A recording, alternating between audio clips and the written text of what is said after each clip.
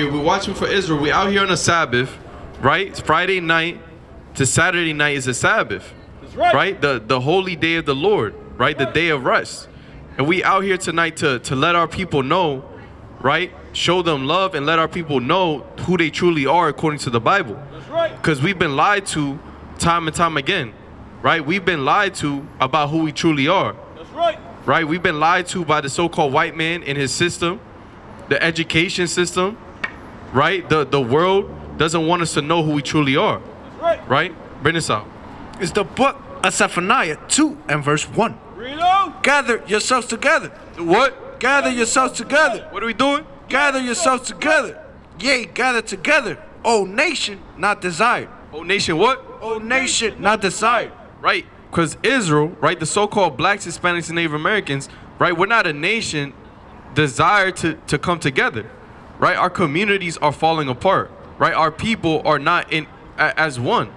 Our people are not coming together under the umbrella of the Most High God, right? That's why we're cursed. That's why we're in America. That's why we're living at the bottom, right? Our people have the mentality like a crab in the barrel, right? Tearing down one another. Right, one gets up, and another one is trying to tear it down. Because our people, the so-called blacks, Hispanics, and Native Americans, right, they're the true Israelites according to the Bible, and they're cursed. They're cursed, and that's why you see our people living in the worst estates. You see our people drugged out, right, on the streets. You see our people living amongst rats and roaches. That's why we got to go to our enemies for everything that we want. Let me get Luke chapter 4 and verse 18. And that's why we come out here, to let our people know. And the Most High bids us to come out here, right? The Most High tells us we must come out here, right? Or the blood is going to be on our hands, right? Or blood will be on our hands. Bring this out. It's the book of Luke 4 and verse 18. The Spirit of the Lord is upon me, because he hath anointed me to preach to the gospel to the poor. To preach the what? The gospel to the poor. Who's the so-called blacks, Hispanics, and Native Americans? Preach the gospel to the poor. He hath sent me to heal the brokenhearted, to preach deliverance to the captives, and recovering of the sight to the blind. To the captives, right? Because we may think we're free, right? Oh, slavery was over 100 years ago, 200 years ago. Oh, I'm not enslaved, right? But we still are. We're still in the land of our captivities, right? We're still in the land of our captivities. We're still here in America. We're still slaves to capitalism. We're still mentally enslaved, right? Through religions, through idols, right? Through the lust of the flesh, right? Through the ways of Babylon, right? America, the ways of America, right? Through the love of this world and the things that are therein, right? Which is nothing of the Father, right? Can you read it? To preach deliverance to the captives, and recovering of the sight to the blind. And what? And recovering of the sight to the blind. Right, and that's what we're out here to do. We're here to give our people back their eyesight, their spirit, that spiritual eye salve, right? That they can see and hear what's really going on in the world, what the Most High is putting down, right? Because the Most High is putting down a lot of signs in the world, right? All these plagues and famine. The different diseases, another pandemic is coming up, right? The signs of World War III, right? America's crashing, the dollar, the stock market, it's all going down. That's right? And our people need to wake up to the reality of what America is, right? Which is the great whore, right? Written in Revelations, right? Read. To set at liberty them that are bruised, to preach the acceptable year of the Lord. To preach the what? To preach the acceptable year of the Lord. Right, and we're here to preach the acceptable year of the Lord, right? That the salvation, right? When Christ comes back, right? And he cracks that sky open. That's right. And he burns down America, right? America gets burned down, and all the wicked, right? And that's why our people need to come back and repent, or before it's too late.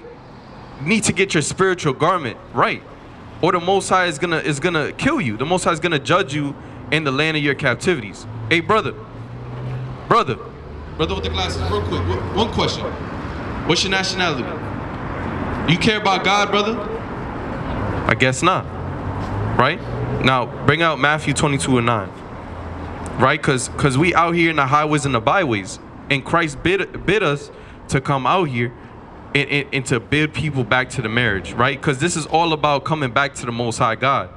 Right? That's why we out here. To save souls. It says, he who saveth a soul from death is a wise man. Right? And we're all out here trying to save souls. Right? Read. It's the book of Matthew 22 and verse 9. Go ye therefore into the highways, and as many as you shall find, bid to the marriage. What? Bid to the marriage. So those... Continue. So those servants went out into the highways and gathered together all as many as they found, both bad and good, and the wedding was furnished with guests. Right, and the wedding was furnished with guests. So, we out here to seal the elect, the 1/3. How you doing, sister?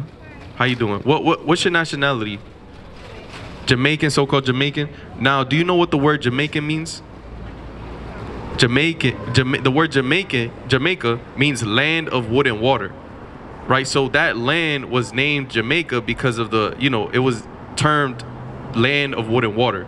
Right? So now think about it. You're calling yourself Jamaican. Are you a land of wood and water? Are you wood and water? No, right? You're a person. Right? And the Most High God. Right, exactly. But the Most High God made you, and you're a person. He made. Now we can agree that God made everybody, that He created everybody, right? You believe in God, right? Now God created everybody, and He gave them names, right? He gave them names, and He called everybody a certain. He gave everybody a certain name according to their nations, right? So in the Bible, right? Because we got Bibles open here. And in the Bible, God created 18 nations. And when you read the Bible, you're going to see all these different nations that He named, right? Now, out of all these different nations He named, which one is us? Because if God created everybody, He's going to still call us by that same name He created us by. You said what? How do you say it? Which one? Which one? Number, which number? 11. 11? Number 11 is foot. Put. But comes from the land, comes from the ancestor of Ham, the Hamites. Right? So now Abraham, Noah, right? You remember the story of Noah and the flood, right? Noah had 3 sons. He had Shem, Ham, and Japheth. Right? So out of those 3 sons, there came lineages, right? The lineage of those 3 sons is who people are today. Now, we come from the son, we come from Shem. We're Shemites. Right? So we don't come from Ham and we don't come from Japheth. So those are different nations that we don't come from. Now, the nation that God will call us in the Bible biblically would be number 1, would be Israel. Israel. Now, are you familiar with Moses? Moses and how he parted the Red Sea and he brought the Israelites out of Egypt after 400 years of slavery. Right, under Pharaoh. So He brought the Israelites out of Egypt and God chose them to be His special people. Right, let me show you some scriptures. Let me get first, you can get Jeremiah 17:4.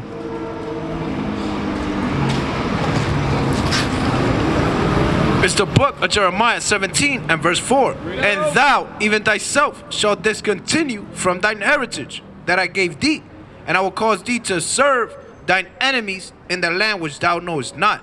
So he's right here, Jeremiah. God is telling him that you, even yourself, will discontinue from your heritage. And Jeremiah is an Israelite. So God was talking to the Israelites saying, you guys are going to forget who you are. You guys are not going to know who you are anymore. Right? It was a future prophecy. It was a foretelling of what's to come. Right back then. So God said to the Israelites, you guys are not going to know who you are anymore. And you guys are going to forget, and you guys are going to serve your enemies in a land which you don't know. Now, does that ring a bell as to what happened to us, the so-called blacks, Hispanics, and Native Americans? Now, we came to this land, was it 1608, 1608, we came here, the transatlantic slave trade. We came here on slave ships, right? And we served our enemies, which was the so-called white man, right? The so-called white man, the Spaniards, right? The conquistadors, right? They all put us into slavery, right? Christopher Columbus and things like that.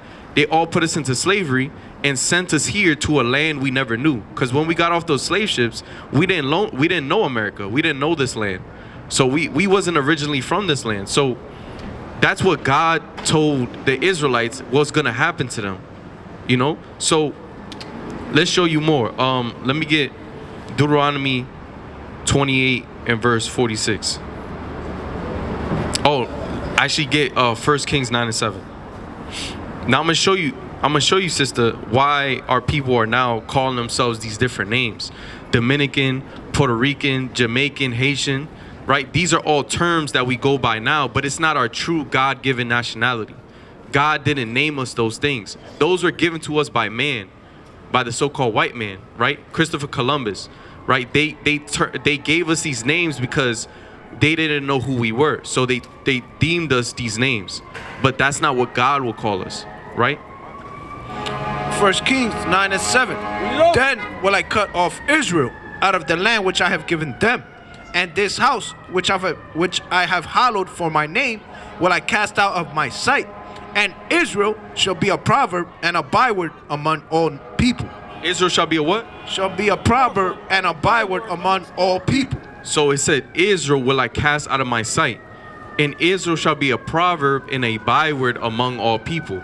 So right here, God is saying that Israel will be being called different terms, different names. He said they shall be a proverb, which is a wise saying. It's like saying all Hispanics like plátanos, right? It's like saying all Jamaicans smoke weed. It's like that. It's like that disrespectful wise saying about people, right? It's like proverb. Now it says proverb or byword. Now byword, a byword is a word that you go by, right? So these terms that we're calling ourselves now, these names, Jamaican, so-called African American, Dominican, right? Puerto Rican. These are all bywords. These are words that we go by now, right? And that's a curse. Those are curses that God, the Most High God, put upon us. Because, could you guess why, sister? Why the Most High God put these things upon us? I'm gonna show you, sister. Let me get Deuteronomy. Yeah, 46. No, go 15 first, and then jump to 46. Deuteronomy 28 and 15. But it shall come to pass, if thou wilt not hearken unto the voice of the Lord thy God, to observe, to do all his commandments and his statutes, which I command thee this day, that all these curses shall come upon what? That all these curses shall come upon thee and overtake thee. Right. So God right here is saying to the Israelites that if you guys don't listen to me and keep my laws, statutes, and commandments and do what I tell you to do, then I'm gonna send curses upon you, right? Because God chose us to be His special people.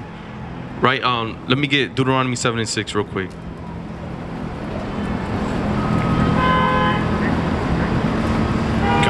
It's the book of Deuteronomy 7 and verse 6.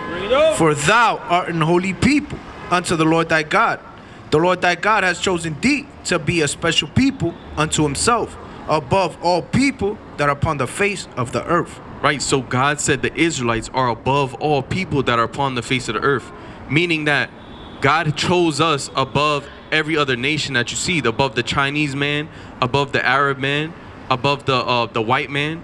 God said that we are the best people on earth, that we're better than everybody else.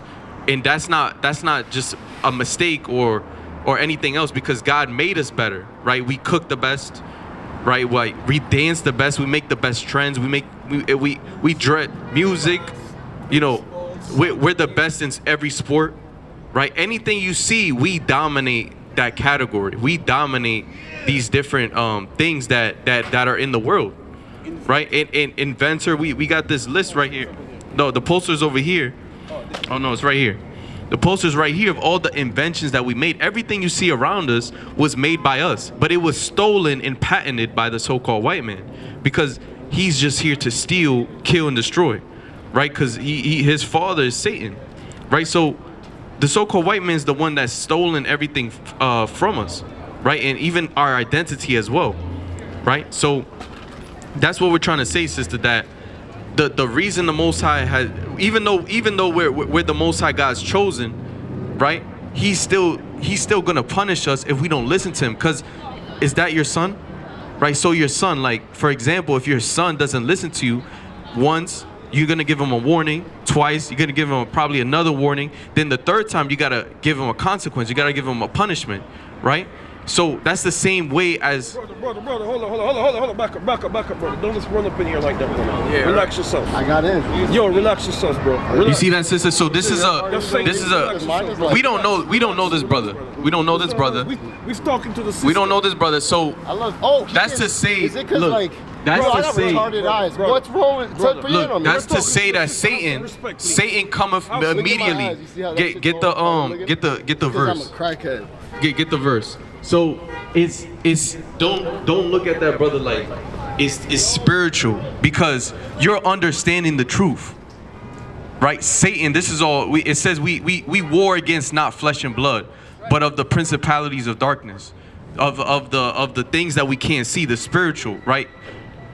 Satan cometh immediately when one is receiving the truth in the word and getting enlightened. So that's just Satan trying to take away the word from you, take away the understanding from you, so that you don't go back and understand who you truly are according to God, right? Because that's all that matters at the end of the day, that you understand who you truly are according to God, and that you seek repentance and be saved, right? Because that's all that matters. But Satan always tries to take away the word. You got that? It's the book of Mark 4:14. The sower soweth the word, and these are by the wayside, where the word is sown. But when they have heard, Satan cometh immediately and taketh. Satan what? Satan cometh immediately and taketh away the word that was sown in their hearts. Right. So Satan cometh immediately and try to take away the word that was sown in their hearts. Right. So you gotta protect that word that's being sown in your heart, sister. Right. So that's just an example of the spiritual demon Satan. Right. So like we were saying, just like your son, you give him you might give him a warning once, twice, but the third time you're gonna have to give him a consequence, so he understands and knows that you're serious, that he respects you. So just like our Heavenly Father, we're his children, right? We're his chosen ones. So he's gonna have to chasten us just like you would your son, because he's our Heavenly Father, and he needs to teach us and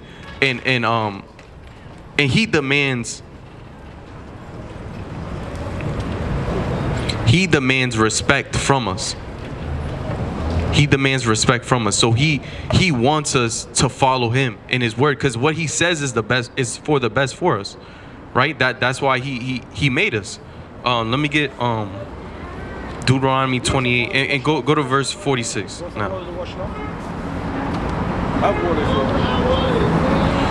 It's the book of Deuteronomy 28 and verse 46. And they shall be upon thee for a sign. For what? For a sign and for a wonder, and upon thy seed forever. Yo, Kadash, this brother's coming back. I got you. Brother, have some respect, brother. Brother, we're talking to a sister. Respect that. Yeah, the brother's, he's probably drugged out. You know, kid, all that died basically, So, Go ahead, keep dealing with the sister. Right. So, like, read that verse again. Deuteronomy 28 and 46. And they shall upon thee for a sign, for a wonder, and upon thy seed forever. Go back. Read it again. Go back. And upon thy seed forever. One warning. One warning. It's the book of Deuteronomy 28 and verse 46. And they shall be upon thee for a sign and for a wonder. So these curses are going to be upon our people for a sign and for a wonder. So the curses for a sign. Now, what does a sign do, sister? Do you know what a sign does? It warns us, right? It warns us, tells us something, right? I know that's the BX12 bus because it says it's a BX12 right there with the sign. So just like these curses are going to be on us for a sign to basically let us know who the Israelites are today, and for a wonder, meaning when you look on the people who are cursed that are the Israelites, you're gonna wonder and you're gonna be in astonishment, right? It's gonna be like looking like at an astonishment, you know, being amazed, right? So these curses are gonna be on these people for a sign to determine who they are today. So these curses are gonna be able to let us know who the true Israelites are today. That's right. All right. So we're gonna read you some curses. Because, you know, what we're saying up here is that, you know, the so-called blacks, Hispanics, and Native Americans, that they're Israelites according to the Bible. But we could just be saying anything up here, right? You wouldn't know, right? So we're going to provide proof to you. We're going to show you out of the Bible that these people fit the curses that God gave to the Israelites, right? Now read the first curse, 15. Deuteronomy 28 and verse 15. But it shall come to pass, if thou wilt not hearken unto the voice of the Lord thy God, to observe, to do. 16. Curse shall thou be in the city. Cursed shall thou be in the city. That's the first curse that God gave to the Israelites. Cursed shall thou be in the city. Now, when you look at New York City, Chicago, Detroit, any major city, Los Angeles, you know, any major city, how are our people living in those cities? Like, are we living good? No, we're not living good. We're not living in these skyscrapers. We're not living in the skyscraper. We're living in the slums. We're living in the ghettos, in the projects, in the hoods, right? We're not living in the suburbs. We're not living in those nice gated neighborhoods. We're not living in those conditions. We're cursed in the cities, right? We're living off Section 8, vouchers, food stamps. We're living off of all these assistances from the government, right? Because we can't provide for ourselves. We're cursed, right? We're at the bottom of society, essentially, financially, right? And materialistically as well, right? So keep reading. Cursed shall thou be in the city, and cursed shall thou be in the field. And cursed shall thou be in the field. Now, let me get this sign for you, sister. Which one do you need? The transatlantic slave trade. This one. So this sign right here, sister, if you look at this sign, right here, sister, you see this poster. This was a real poster in 1769, right here. A cargo of 94 prime healthy Negroes to be sold. Right? So this was a real poster that was posted up in 1769. So for us to be sold to the so-called white man. So when it says and ye shall be cursed in the fields, it's referring to the cotton fields, right? The sugar cane fields, right? The gold mines, the silver mines. We was cursed in the fields, right? We was picking all these different agricultures, right? We was picking all these different things, right? Till our hands bled, right?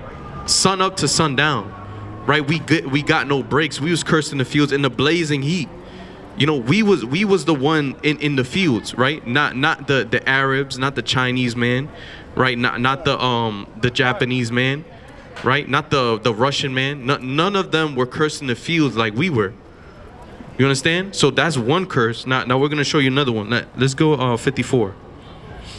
It's the book of Deuteronomy 28 and verse 54. Read up. So that the man that is tender among you and very delicate, his eye shall be evil toward his brother. Is what? His eye shall be evil toward his brother. So the Most High said right now, right there, that we used to be very tender and delicate towards one another. We used to love one another.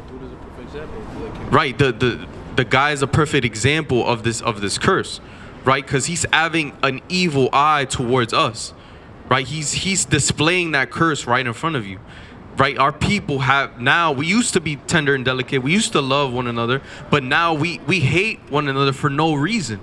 Our communities are filled with one another hating each other for no reason. One may step on your shoes, the other one gets upset, give you a funny look, and then all of a sudden they're fighting. All of a sudden somebody gets shot. All of a sudden somebody gets killed, right? All because of nonsense that it shouldn't happen, right? All because of the curse, right? And that's this guy who came up and tried to distract you from the word. He's a perfect example of that, because it says even in Leviticus 19:17, thou shalt not hate thy brother in thine heart. That's a law. That's a law that the Most High gave to us, that we can't hate one another. We can't have an evil eye towards one another. We have to love one another. We have to take care of one another. That's why our people have a crab in the barrel type of mentality, right? Tearing one another down, right? But we need to bring each other up. We need to take care of each other. And that's why our people are cursed now, right? We have the highest rate of violence in our neighborhoods, right? Shootings, right? We're in gangs. We have all these gangs going on, right? We're robbing and stealing and looting, right? And that's a curse, right? Keep reading. His eyes shall be evil toward his brother, and toward the wife of his bosom. Toward the what? And toward the wife of his bosom. Right, and towards the wife of his bosom. So the man will hate the woman and vice versa. That's why within our communities, we have this thing called baby mother, baby father drama, right? Where the mother and the father are at odds. They're not together in the household together. They've split, they've divorced, right? They're fighting, right? The household is split. Right, we used to have a nuclear family back in the days, right? In the 1960s, 70s, we used to have a nuclear family, meaning that the father was in the household, he was the head of the household, and the mother, right, the wife was there as well, taking care of the kids, and the kids were together. Everybody was together. Everybody was in order. But the so-called white man, and because of the curse, we split up. And now our households are destroyed.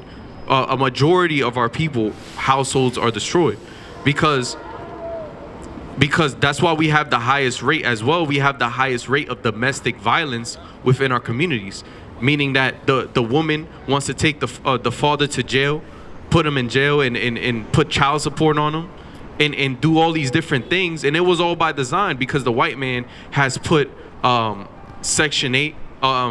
What is it?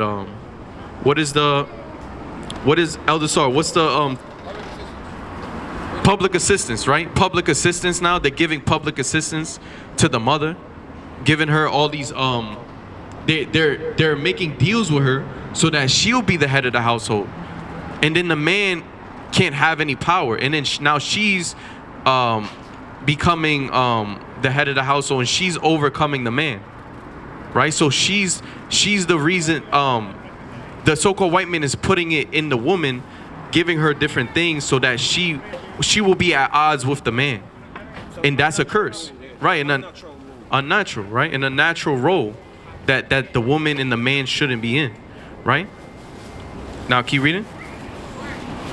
And so with the remnant of his children, which he shall leave. Which he shall what? Which he shall leave. Right, so what it says, even to the remnant of his children. So the man now is going to leave the household, even leave his children.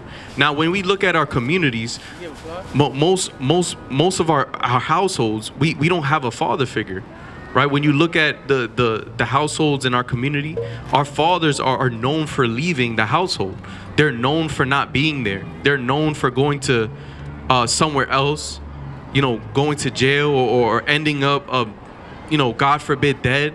Or not even being there at all, and moving on to another family and moving on to start something else, but never taking care of their children, having an evil eye towards their children, right? Because at the end of the day, if a man leaves their children, he even had an evil eye towards them.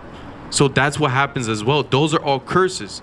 That's why you have all these things going on in our communities, because God cursed us because we didn't listen to him. Let me get a Baruch 1:17.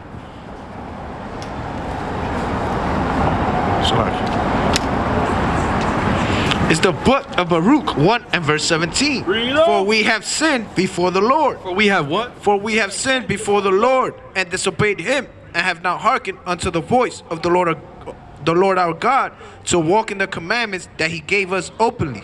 To walk in the what? The commandments that he gave us openly. Right, so we have sinned before the Lord God, and we did not walk in the commandments that he gave us openly. Therefore he cursed us. Therefore he punished us.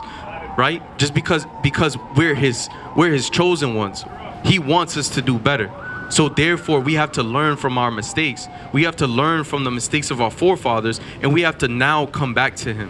We have to now repent and come back to the Most High God, knowing that who we truly are according to the Bible. That we're Israelites, that we're God's chosen people, that we're above everybody that are upon the face of the earth. That's why we're at the bottom right now, because we're supposed to be on the top. Right? The white man's ruling the earth, but it's supposed to be switched around, right? Let me get 2nd Ezra 6 and 9, because the so-called white man is in charge right now. This is his world right now. He's ruling the earth. So, but soon to come, we're going to be ruling the earth. Soon, when Christ comes back, we're going to be on top. But to be with Christ and to have that kind of salvation and to be on top again, we have to repent. We have to come back to him and keep his laws, statutes, and commandments. Read this. It's the book of 2nd Ezra 6 and verse 9. For Esau is the end of the world. And no, it's fine, sister. What was you asking? Oh, you need to get them on? Okay, no problem, sister. We have a flyer for you. Check out the flyer. We have a YouTube channel, and you can learn more online and watch the videos. But before you go, what's your nationality according to God? Israelite, from the tribe of Benjamin. That's right. You're Benjamite, right? You're Israelite from the tribe of Benjamin. All right. So remember that, and remember you got to keep as an Israelite, you got to keep the commandments of the Most High God, right? One more verse, and then you could go, sister. All right. Let me get Deuteronomy 10 and 12. it's the book of Deuteronomy 10 and verse 12. And now Israel, what doth the Lord thy God require of thee? Now Israel, so he's talking to you. He's talking to the Israelites, right? But to fear the Lord thy God. Now, hold on. Let this ambulance pass.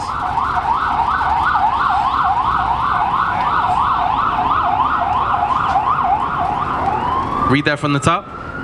Deuteronomy 10 and 12. And now Israel, what does the Lord thy God require of thee? Now he's asking you, now Israel, what does the Lord thy God require of thee? He's going to tell you. Right, read. But to fear the Lord thy God, To fear him. to fear him, to walk in all his ways, and to love him, and to serve the Lord thy God with all thy heart and with all thy soul, to keep the commandments of the Lord. To do what? To keep the commandments of the Lord. What must his sister do? To keep the commandments of the Lord and his statutes, which I command thee this day for thy good. For thy good. Now you have to learn. You have to go online and learn more, and learn the commandments, sister, and keep them, because now you know you're Israelite. Now you know your lost identity that the world did not want you to know. Right? That's God. That's what God will call you, an Israelite, biblically, right? So, Sister of Zion. right, a sister of Zion, right? Now you know you're Israelite. You got to keep the commandments, sister. You got to repent, right? And before it's too late, before the world ends, because Christ is coming back soon. All right, sister. All right. Have a good night. You get home safe. We are every Saturday from 2 o'clock onwards, okay? So if you have any question, you can free to. Right. We here every Saturday, 2 o'clock, and every Friday night as well, just at the same time, 6:30. All right.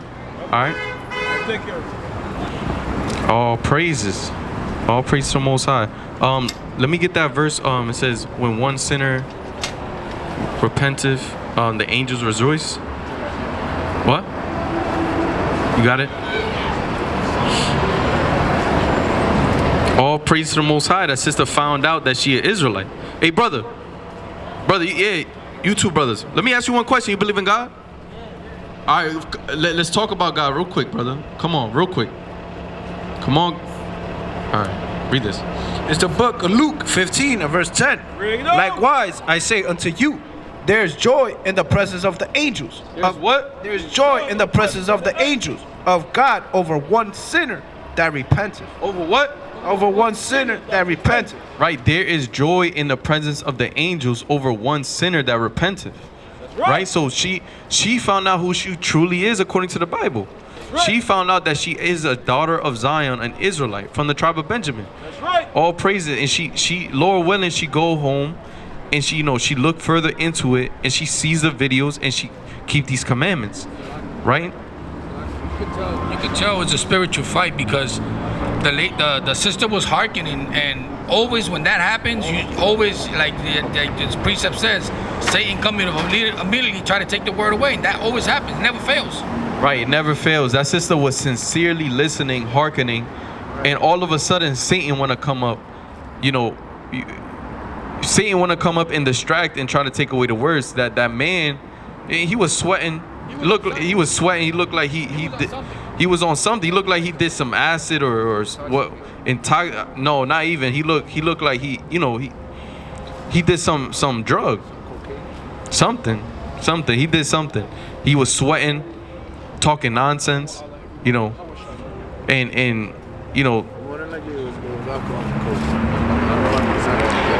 hey, it was something though. But let me get Jeremiah 25:10. We're gonna continue with the words of the Lord, and Lord willing, we out here to seal the 1/3. We out here to seal the elect, and also the 2/3, right? So, if that brother doesn't repent either, he's gonna be destroyed in the last days, right?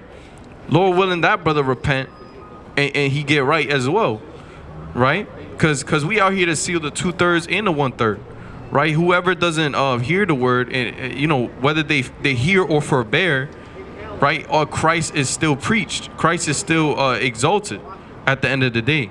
Right, read? What was it? 25 and 10. It's the book of Jeremiah 25 and verse 10. Read it up. Moreover, I will take from them. Hey, brother. Real quick, one question, brother. What's your nationality? Spanish and black. You're Spanish and black. Now, what's your father? It's black. He's black? So-called black? So-called African American?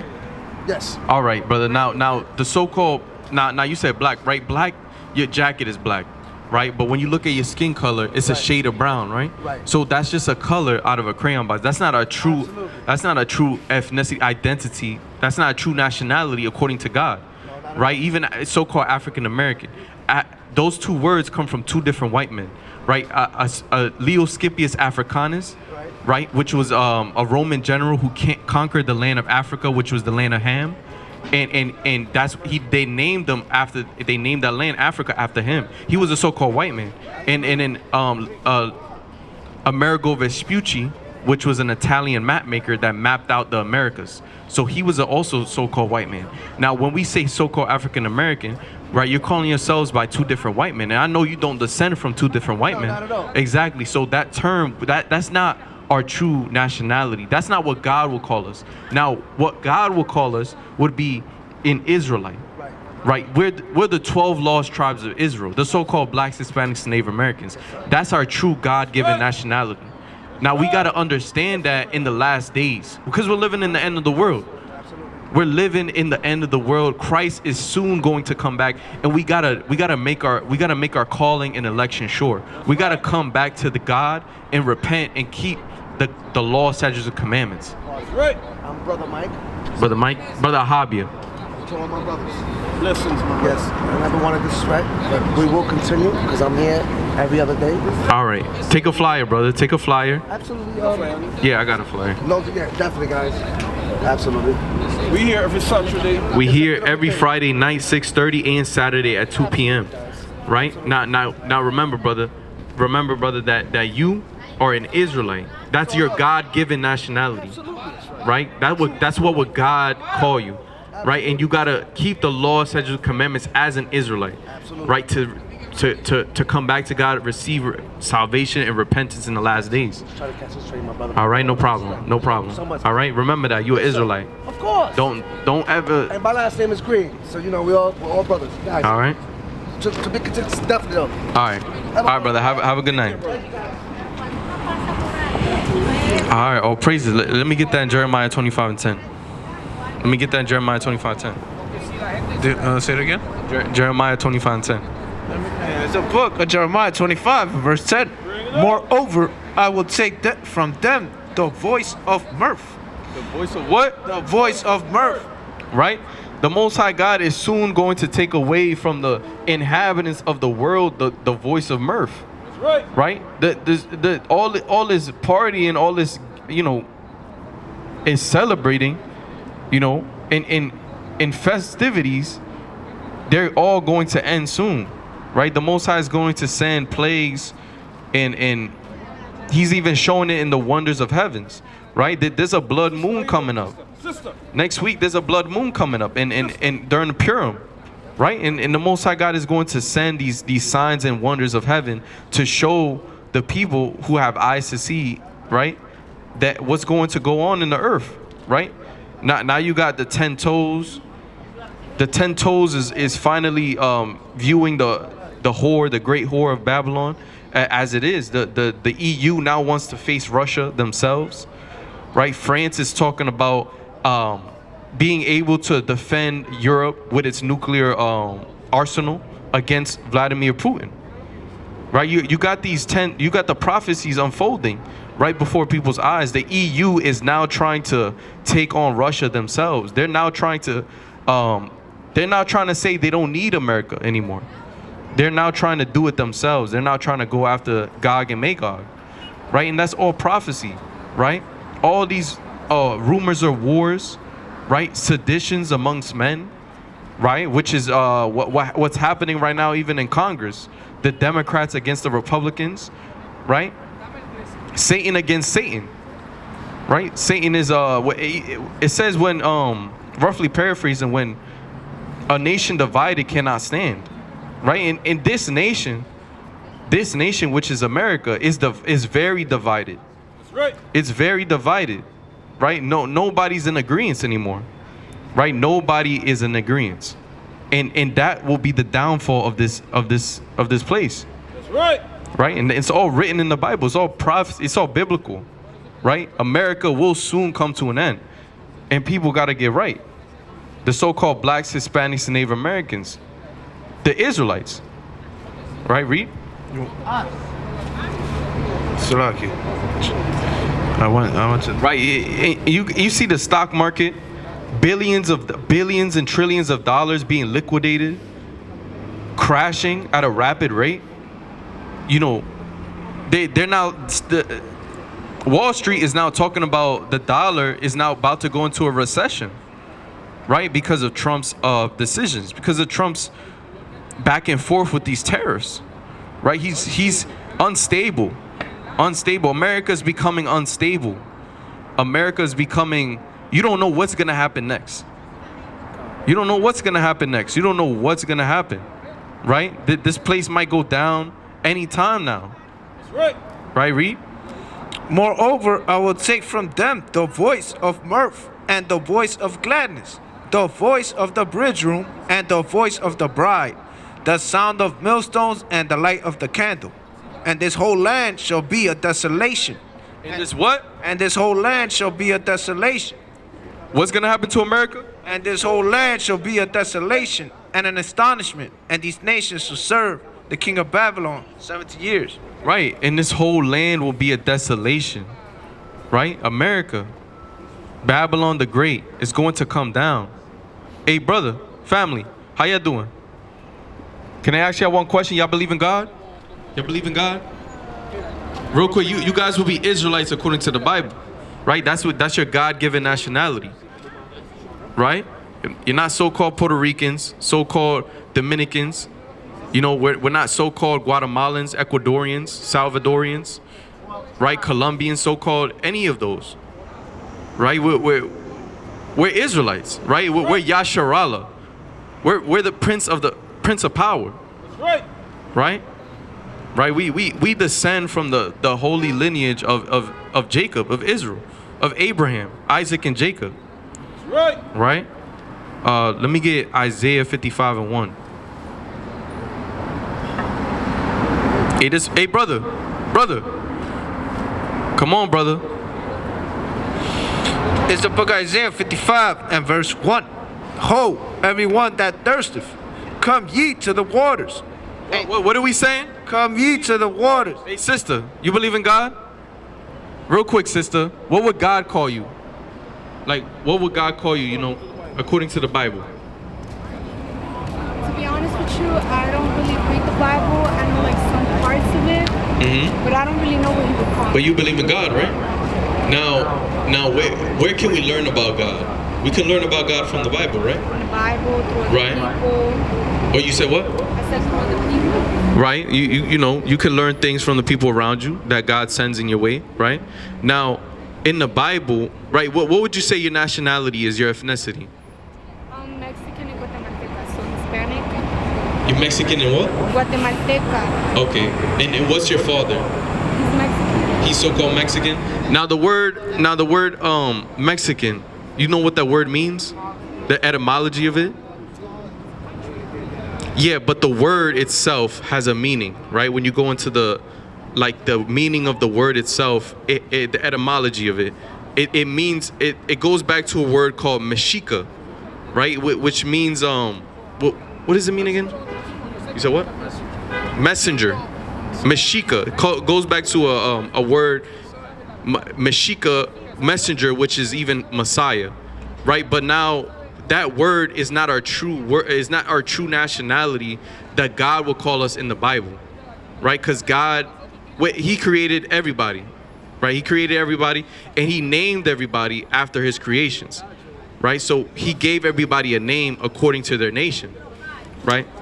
Like, didn't people, like flesh, create that name? Not God himself. Right, exactly. Man himself took it upon himself to come up with these different terms and names, right? But in the Bible, God named his people, right? Because the prophets and the people of God, they got the information straight from God. There's certain people that was able to communicate with God and get that information straight from the source, which is God himself.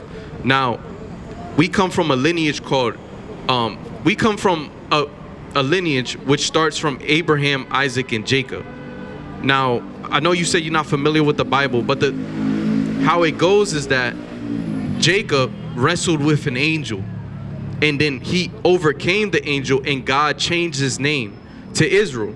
He gave him a new name, which was Israel, which means Prince of Power, right? Yasharallah in the Hebrew. So when he gave him that name, he's basically anointing him, and he blessed the lineage, that lineage. And from there forth came the 12 sons of Israel, right? The 12 sons of Israel, which then came the 12 tribes of Israel. 12 tribes of Israel right here, right? So you would be an Israelite from the tribe of Issachar, right? That would be your true nationality according to God. Now we could just be saying anything up here, but we have proof. We have archaeological proof, we have historical proof, and we have biblical proof. Now let me get the stones. Right here, this is the archaeological historical proof. Right here it says 800 ancient stones written with Hebrew writing, Puerto Rico authenticated. Right, the stones that were found. So there were 800 stones found with Hebrew writing on them in Puerto Rico, which were authenticated. Right, so when you learn about the 1619 and 1492 in the transatlantic slave trade, and also how the indigenous people of America got here, when you look into the history of that, our people migrated to the islands, to the Caribbeans, and also to the Americas, right? And that's how you get the Aztecs and the Mayans, right? You know, how they say about the so-called Mexicans, they come from those people, right? The Aztecs. So when you look into those people, they were indigenous to that land because they migrated there. But before they migrated there, they had their own name. They had their own name that they were going by, and they had their own ways, their culture, right? Their language, right? And using the historical proof that's found, they were speaking Hebrew, ancient Paleo Hebrew, because of the writings that were found at that time. Like the Taínos, the Aztecs, the Mayans, all of them, the Indians of that land, the indigenous people of that land, they were all speaking Hebrew, right? Because even Taíno, it just means peace. It means gentle people, right? So when Christopher Columbus came and he discovered those people in the land, they were saying gentle, Taíno. But he interpreted as, oh, this is their name. This is their nationality. This is their name. And then therefore, that name was put on them. So even with the Mayans, right? The Mayans, how they were back then, they even had different inventions that the Israelites were already using back then, right? They had different connections to the Israelites historically, even with the Hebrew writings that were found there as well. So we're going to show you some verses as well to show you how we also know biblically that we're Israelites according to the Bible. Let me get Deuteronomy. No, let me get Jeremiah 17:4.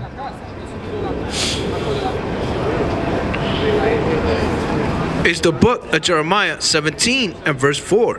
And thou, even thyself, shalt discontinue from thine heritage. So it says, God is speaking to the Israelites. He's saying, thou, even thyself, shalt discontinue from thine heritage. So what does the word discontinue mean? Do you know?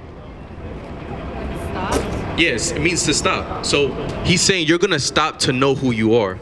You're going to stop to know what your true nationality is, what your identity is. Right? Read. Discontinue from thine heritage that I gave thee, and I will cause thee to serve thine enemies in the What? thine enemies in the land which thou knowest not. So he said, I will even cause you to go serve your enemies in a land which you know not. So doesn't that remind you of the transatlantic slave trade, right? How our people, the so-called blacks, Hispanics, and Native Americans, we were put into slavery, right? And we were enslaved, and then we started serving the so-called white man, right? You said what? Do you not believe in that actually happened? No, I'm telling you that's what this is talking about. Oh, okay. Yeah, we believe in that. Yeah, we believe in all of that. We believe in what happened in history, right? How it's written. I mean, not totally how the white man, the so-called white man says is written, but but what happened? We believe that yes, we was enslaved, and even God said we would go into slavery, like it's saying here, we will go serve our enemies in a land which we know not. Because when we came to America, we didn't know this land, and then we started serving the white man as slaves, and then because God, we infuriated God, and that's why he caused that to happen to us. Let me get Baruch 1:17. It's the book of Baruch 1 and verse 17. For we have sinned before the Lord. We have what? For we have sinned before the Lord and disobeyed him, and have not hearkened unto the voice of the Lord our God, to walk in the commandments that he gave us openly. Right. So we sinned before the Lord God, and we didn't keep his laws, statutes, and commandments openly. Right? Can you read it? Since the day that the Lord brought our forefathers out of the land of Egypt unto this present day, we have been disobedient unto the Lord our God, and we have been negligent in not hearing his voice. We have been negligent, even from the day that we came out of Egypt. I don't know if you're familiar with the story of Moses, how he split the Red Sea, and he came out of Egypt with the Israelites, and through the hand of the Lord, he saved them, right? So that's what he's saying. Like, even from that time onward, even to this present day, we have still been negligent and disobedient to God. Therefore, that's why we're at the bottom. That's why we're here in America. That's why we came to this place as slaves, and we still are enslaved. Because when you look at it, even though, we're not under shackles and in bondage, we're still slaves to this society. We still have to go to the white man for everything that we have. We have to pay rent. We have to pay taxes. We're subject onto his rules, right? And that's all. We're all slaves to capitalism. We're all slaves, and even on a spiritual, mental level, we're enslaved by all these idols and religions, right? That our people are indoctrinated in, right? Because it's all smoke and mirrors. All these things are to stop us from knowing who we truly are, from knowing the truth, to knowing, what we need to do, right? To come back to God and keep His commandments, right? And know that we are the 12 lost tribes of Israel, right? And the so-called white man has set it up in a way that we never learned this information in his school systems, right? He's hidden it in textbooks, right? And even the textbooks that you can read it in, they cost thousands of dollars because they don't want you to know who you truly are. They don't want you to read. Right. It said, and that was roughly paraphrasing, that's his greatest fear. It says, he says back then, the greatest fear is that so-called nigger can read. That was his greatest fear. When a so-called Israelite can get his hands on a book, right, the Bible, and read, right? That's why I don't know if you know that there's a book called the Negro Bible, where they took out certain books, whole books out of the Bible, and gave it to the so-called black man, right? And gave him the Negro Bible, but they took out so many different prophets and books so that they don't rebel, that they don't get to know who they truly are.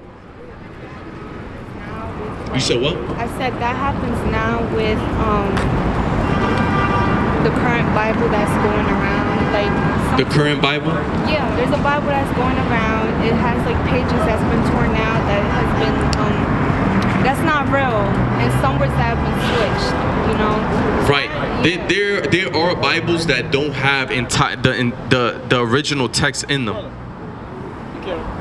There are Bibles that don't have the original text in them, right? But there's so many translations, but the translation we use is the King James. Now, the King James is not a thought-for-thought translation. It's a word-for-word translation. And we verified the King James translation, the 1611 King James translation. We verified it through the Bible dictionary, the Septuagint text, and the different manuscripts that it came in, the different scrolls that it came with. It's been vetted, right, over time, and it is a original translation of the Bible, the scrolls, the Dead Sea Scrolls that were found. So this text right here, the 1611 King James, is vetted and is the original text that you can read the Bible in. All right? Yeah. Right. Yeah. Okay, so that's a good question. That's a very good question. I like, that's a very good question. Now we're gonna show you how we know that. Yeah, I understand. Yeah. Where you get your information from. Right. Because in my head, we've never seen Jesus before. We've never right, seen exactly. God before. And that's a good question, because there's so many people that pass by us and they see that sign and they have their thoughts, but they never come up and ask. They never ask us, where do you get it from? How do you know that? And that's very good that you did that. That shows that you're humble and you're willing to learn and have an open mind, because so many people pass by and they wag their head at this, but not knowing that this is a false image and we can prove it, right? So we're gonna show you. Let me get Revelation 1 and 1. It's the book of Revelation 1 and verse 1. Oh, hold on. Let me get John 2:15. 1 John 2:15. This is the book of 1 John, chapter 2, verse 15. Is it 15?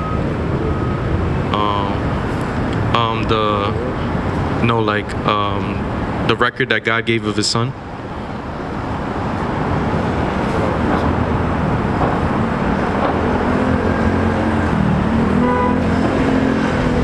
First John 5:11. It's the book of 1 John chapter 5, verse 11, and it reads, "And this is the record that God hath given to us eternal life, and this life is in his Son. No, that's the wrong one.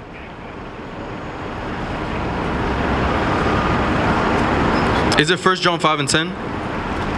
It's 1 John 5 and 10? Yeah. 1 John 5 and 10, it reads, Salakia. He that believeth on the Son of God hath the witness in himself. He that believeth not God hath made him a liar, because he believeth not the record that God gave of his Son. Right, now we read that just to say that, God that God gives a record of his Son in the Bible, right? And people, and whoever doesn't believe in it, God said that that God has made you a liar. You're making God a liar. You're making God a liar, right? So now we're going to read the record that God gave of his Son, right? Revelation 1:1. It's the book of Revelations 1 and verse 1. The revelation of Jesus Christ, which God gave unto him to shew unto his servants the things which must surely come to pass. Right, so Revelation, which was written by John the Revelator, right? He said, this is the revelation of Jesus Christ, right? Revelation meaning to reveal. So this is the revealing of Christ. So he's going to reveal what Christ really looks like. Now, jump down to 13. Revelations 1 and 13. And in the midst of the 7 candlesticks, one like unto the Son of Man. So John the Revelator here, he's seeing a vision of Christ. He's seeing in the midst of the 7 candlesticks, one like unto the Son of Man. The Son of Man is Christ, right? Now he's going to describe the Son of Man. Continue. One like unto the Son of Man, clothed with a garment down to the foot. So he had a long garment down to the foot. And girt about the paps with a golden girdle. And he had a golden belt. His head and his hairs were white like wool. Were white like what? White like wool, as white as snow. Right, so he had white woolly hair. Now it said they were white, it gave a color, and then it gave a texture. Woolly. Now woolly hair, what texture is that? Do you know? Right. That's woolly hair.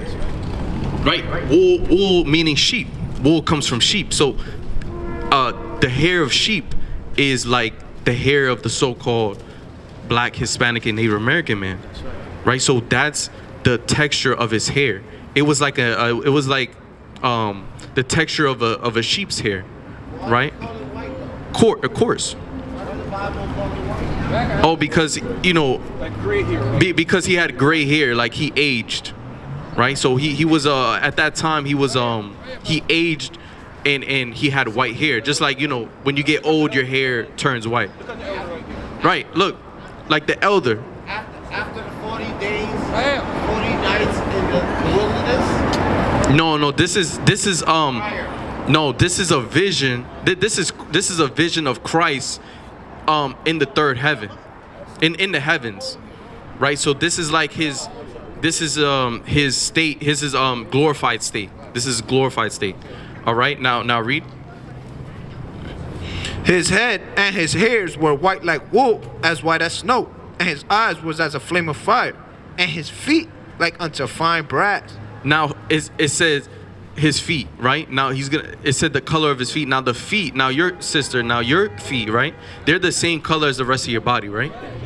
Right? So his feet, it says like unto what? What color was it? Like unto fine brass. Now onto fine brass. Now what color is brass? Brass, when you look over here at this sign, turn that sign, brother. Elder Sarn, turn that sign. Right here. No. Right. Like turn it towards her. Now look, that cup right there, that's a copper cup, like a penny. So brass is brown. Brass is brown like a penny, like brass, right? Like a copper cup.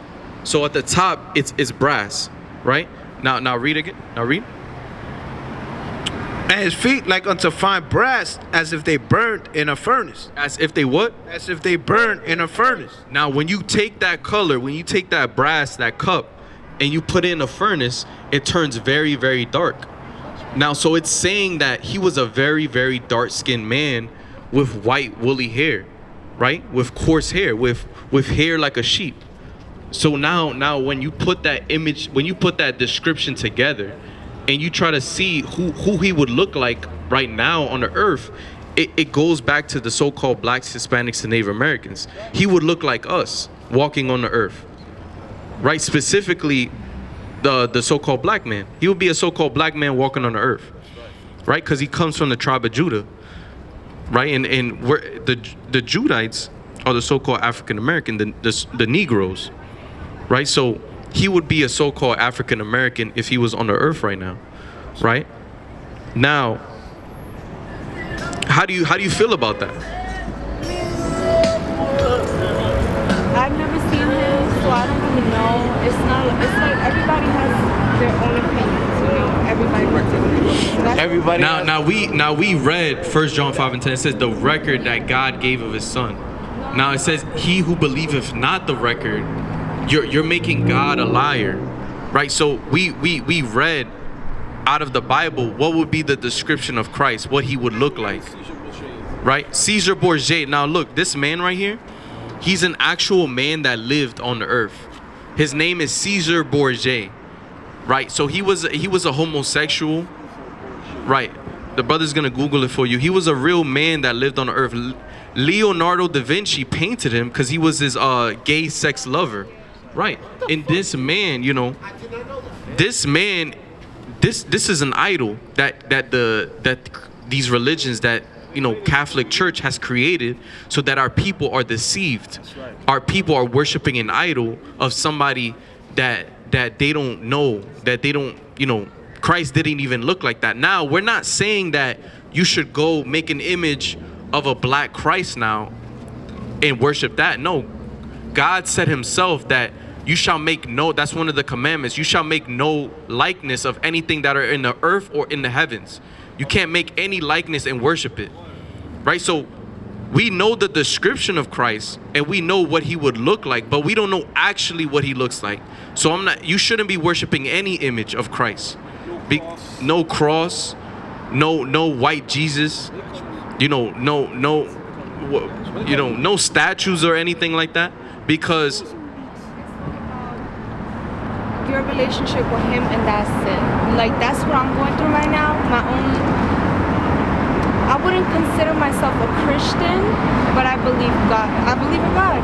You know, I do. Right, okay. But now, Christian just means, the word Christian just means believer of Christ.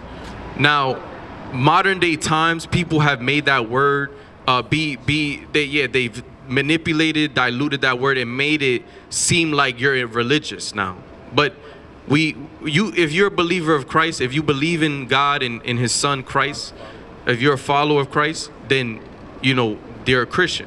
But that doesn't mean that you're religious. You're not in Christianity. Modern day Christianity has deceived our people, making it seem like white Jesus was white, right? And things like that, contrary to the Bible, right? But like you said, sister, it all matters about your relationship with God. Now to say that, God tells you how to have a relationship with him in the Bible.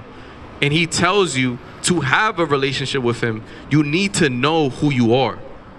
You need to know what he called you and what you need to do in order to please him. And that's what matters, because God, he's your heavenly father, right? So just like he punished us, sent us to this land and had us not know who we are anymore as a punishment, as a curse. Like it reads in Deuteronomy, the Israelites, we was cursed, right? And we was cursed and we was sent to this land as slaves. And we're still in the land of our captivities today, right? Let me get Baruch 3:8. So it matters how you have that relationship. You know, because a lot of people can say, oh, I just want a relationship with God and that's all that matters, but not really know how to create that or how to have that, right? Because God is not going to just let you do whatever you want. You can't do whatever you want and think you have a relationship with God. God has rules, right? He's an almighty, all-fearing God, right? So he has rules written in the Bible that we must follow, or we're in contrary to God, right? They were not in a relationship with him anymore, right? Read. It's the book of Baruch, chapter 3, verse 8. Behold, we are yet this day in our captivity, where thou hast scattered us for a reproach and a curse. So, behold, we are yet this day in our captivity. And we still are in America, where we were sent here as slaves. Behold, we are yet this day in our captivity, where we were sent to as a reproach. A reproach meaning as a disgrace. We were sent here because we're disgraced to what because of what we did to God. Right? Can you read it? And to be subject to payments according to all the iniquities of our father. And to be subject to payments. We're still subject to payments to this day. We gotta pay taxes. We gotta pay rent. We gotta pay tax on everything. We gotta have a permission slip to leave the country, right? Passport. We gotta do all these different things, right? Because we're still subject to payments. We're still subject to the so-called white man, right? We're still enslaved by his system, right? Read. According to all the iniquities of our fathers, which departed from the Lord our God. Hear, Israel, the commandments of life. Hear who? Hear, Israel, the commandments of life. Give ear to understand wisdom. Right, so you gotta understand wisdom, sister, and you gotta understand what God is asking of his people. He's asking us to be a certain way, right? And that certain way is to keep his commandments, to know who you are, to know that you're an Israelite from the tribe of Issachar, and to keep his commandments. Now, read that piece. This is the book of 1 John chapter 2, verse 3. Read out. And hereby we do know that we know him. That we who? That we know him. Right, so he's saying right here, this 1 John, right? This 1 John, and he's saying, hereby we know that we know him by what? If we keep his commandments. If we what? If we keep his commandments. He that saith, I know him. Right, so those people that say, I know God, I have a relationship with him, right? Can you read it? He that saith, I know him, and keepeth not his commandments. So those people that say, I know God, I have a relationship with him, and don't keep his commandments, what does God say about them? Is a liar. Is a what? Is a liar, and the truth is not in him. Right, so God said, if you say you have a relationship with God, and you say you know him, and you don't keep his commandments, you're a liar, and the truth is not in you. That's what God said. So we gotta follow what God says. We gotta understand that his word is absolute, and whatever he says in his word is what must be done. Right. You understand? So keep reading. But whoso keepeth his word, in him verily is the love of God perfected. Hereby know we that we are in him. So he who keepeth his word, verily then you can know that the love of God is perfected in you, and that he is with you, that you do have a relationship with him. Right, read. He that saith he abideth in him ought himself also so to walk even as he walked. Right. So you gotta abide, just like when Christ was on the earth, Christ kept the commandments. Right. Christ kept all the commandments blameless, and that's why he was able to be a perfect sacrifice. That's what a lot of people don't understand. Christ wasn't a perfect sacrifice just because he was the Son of God, but it was also because he kept all the commandments blameless, and he was without sin. 1 John 3 and 4. This is the book of 1 John chapter 3 verse 4. Read out. Whosoever committeth sin transgresseth also the law, for sin is the transgression of the law. So sin is the transgression of the law. Sin is when you break the commandments of God. That's right. That's when you know you're in sin. And it says Christ was blameless, without sin, meaning he kept all God's commandments. Right. We're all flesh and bones. So we're so fixated in society and what's going on now that we're not, it's all about making money now. You know, having a job, having an apartment, have somewhere to live, have some food on your table. You know, it's all about that now. So people become greedy. The love of the world, the lust of the eyes, right? Exactly. So people become greedy. So they feed onto that, you know. That's why people don't search for God. Now, sister, do you know any commandments of God? Just the one that says follow, like love your parents or respect your parents. Right, yeah, honor thy mother and thy father. That's the 5th commandment. Honor thy mother and thy father, right? That is a commandment. Now, do you know the 4th commandment? The 4th commandment is keep the Sabbath day holy. Right? Keep the Sabbath day holy. That's a commandment. Do you know what the Sabbath day is? Sunday? No, the Sabbath day is not Sunday. That's what Catholicism and Christianity would want you to believe. But contrary to the Bible, because in the Bible it says that the Sabbath day is Saturday. The Saturday is the last day of the week. It's the 7th day, right? Even when you look on your calendar, Saturday is the 7th day. Even in Spanish, right? And when you turn, be careful with the incense. When you look in any language in the world, any language, you're gonna see Saturday is Sabbath, Shabbat, Sabbath, right? In any language. Right, so they try to make it seem like it's Sunday, but it's not. Right, and that's all because of the Roman general Constantine was a Roman general that introduced pagan religious things into the worshiping of Christ, meaning Lent, Easter, and Sunday worship, and all those things. He was the one that. He was a so-called white man, Roman general, that wanted to institute these things in order to deceive people, right? So Saturday is the Sabbath, and that's a day we must keep. That's the 4th commandment. Now, do you know what you can't do on a Saturday on the Sabbath? No, you can eat meat. You can eat. You can eat. Well, let's show you what you can and can't do. You got that? It's the book of Exodus, chapter 35, verse 2. 6 days shall work be done, but on the 7th day shall there be to you an holy day, a Sabbath of rest to the Lord. Whosoever doeth work therein shall be put to death. So the Most High God says, 6 days shall all thy work be done, but on the 7th day thou shalt rest. Thou shalt keep the holy day, the Sabbath, right? Holy, right? And it says, anybody who does work on that day is gonna be put to death. So you're subject to be put to death if you work on that day. So you can't work on the Sabbath. You have to work any other day of the week. All right, and now there's more things. Keep going.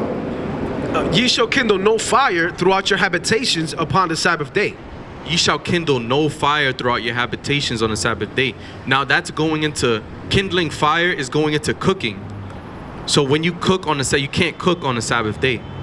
Now, like you said earlier, you can eat. Like we can eat on the Sabbath. You can eat, but you can't cook. So that's to say that you can't make a meal. You can't turn on the stove, use the air fryer, the microwave, the oven. You can't do those things because that's going into cooking. But you can eat fruits, salad, cereal, make a sandwich.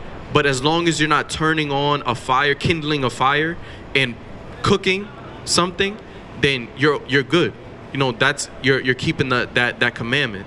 So you can't cook on the Sabbath, and you can't work as well. Kadash, could you bring up that statistic about Friday and Saturday? You got that? Yeah, bring this up. It says, according to available data. Hold it. Let me get the law is spiritual. Look up the law is spiritual. For we know that the law is spiritual. Yeah, the law is spiritual. Just say the law is spiritual. Yeah.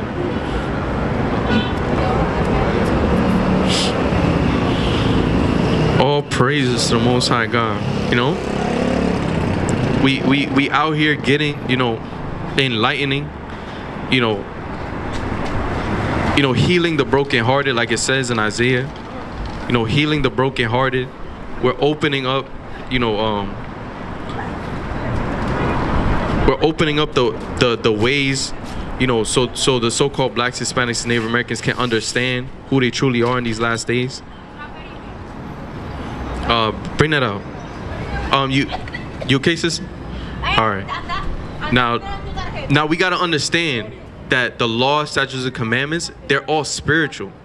They all have a spirit behind it, because, you know, the Most High God has made, you know, the physical world, but he also made the spiritual world, right? And everything has a spirit behind it, right? Whatever is double to that which is, whatever is physical is spiritual, right? You know how some people go through, I don't know if you know what spiritual psychosis is. Yeah. So how can somebody tell the difference between a spiritual psychosis and an actual encounter with a spirit, you know?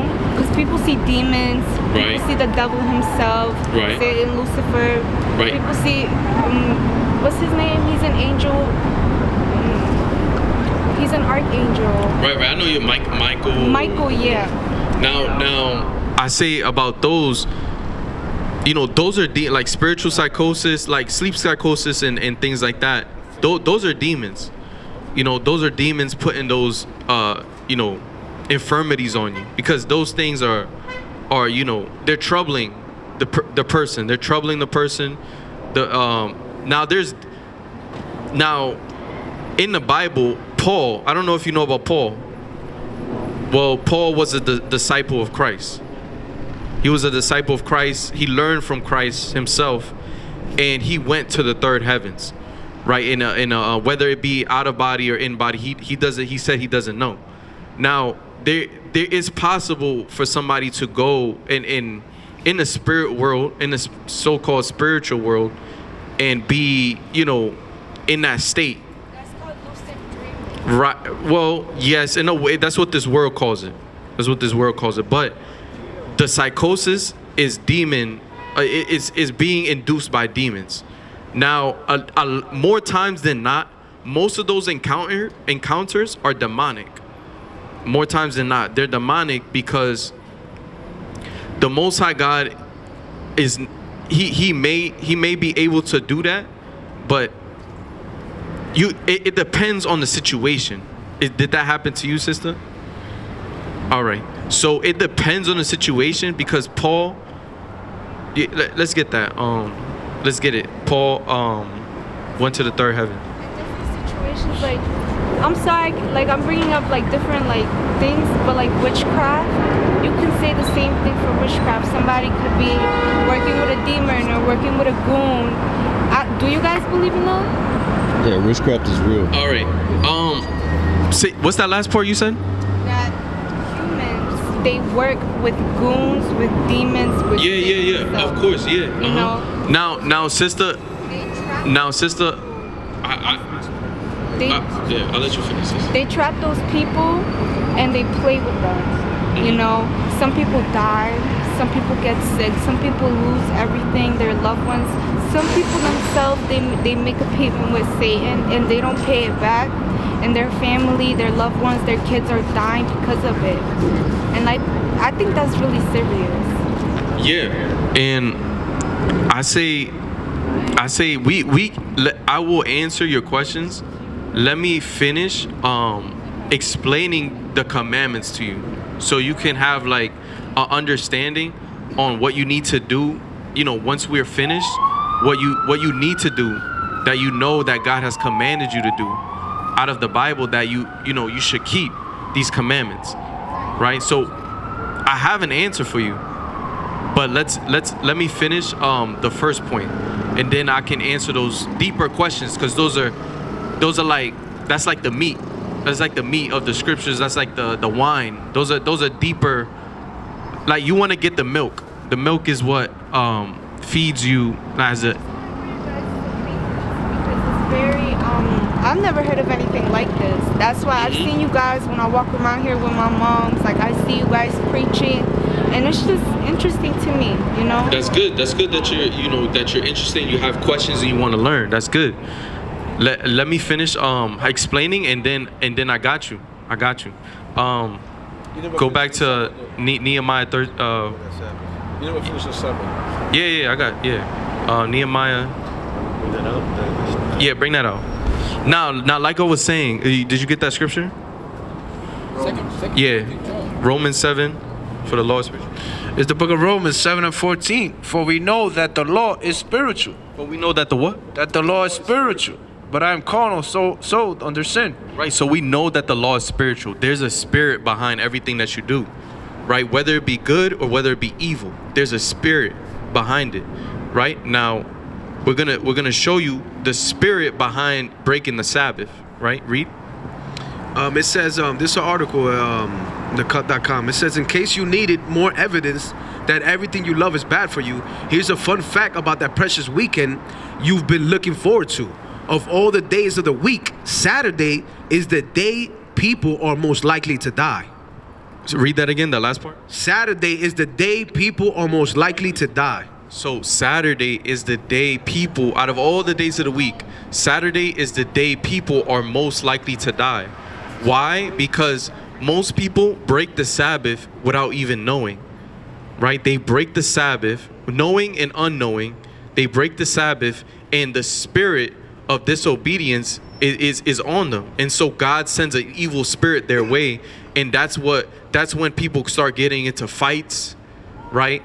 They're overdose, they get into car accidents, they crash out, and they end up dying because the Most High is sending, the domestic violence or anything. The Most High will send these spirits because you're breaking His commandments. That it attracts whatever you put out, you attract. That's what that is. You're attracting that negative energy, and you're bringing that onto yourself. I don't really think that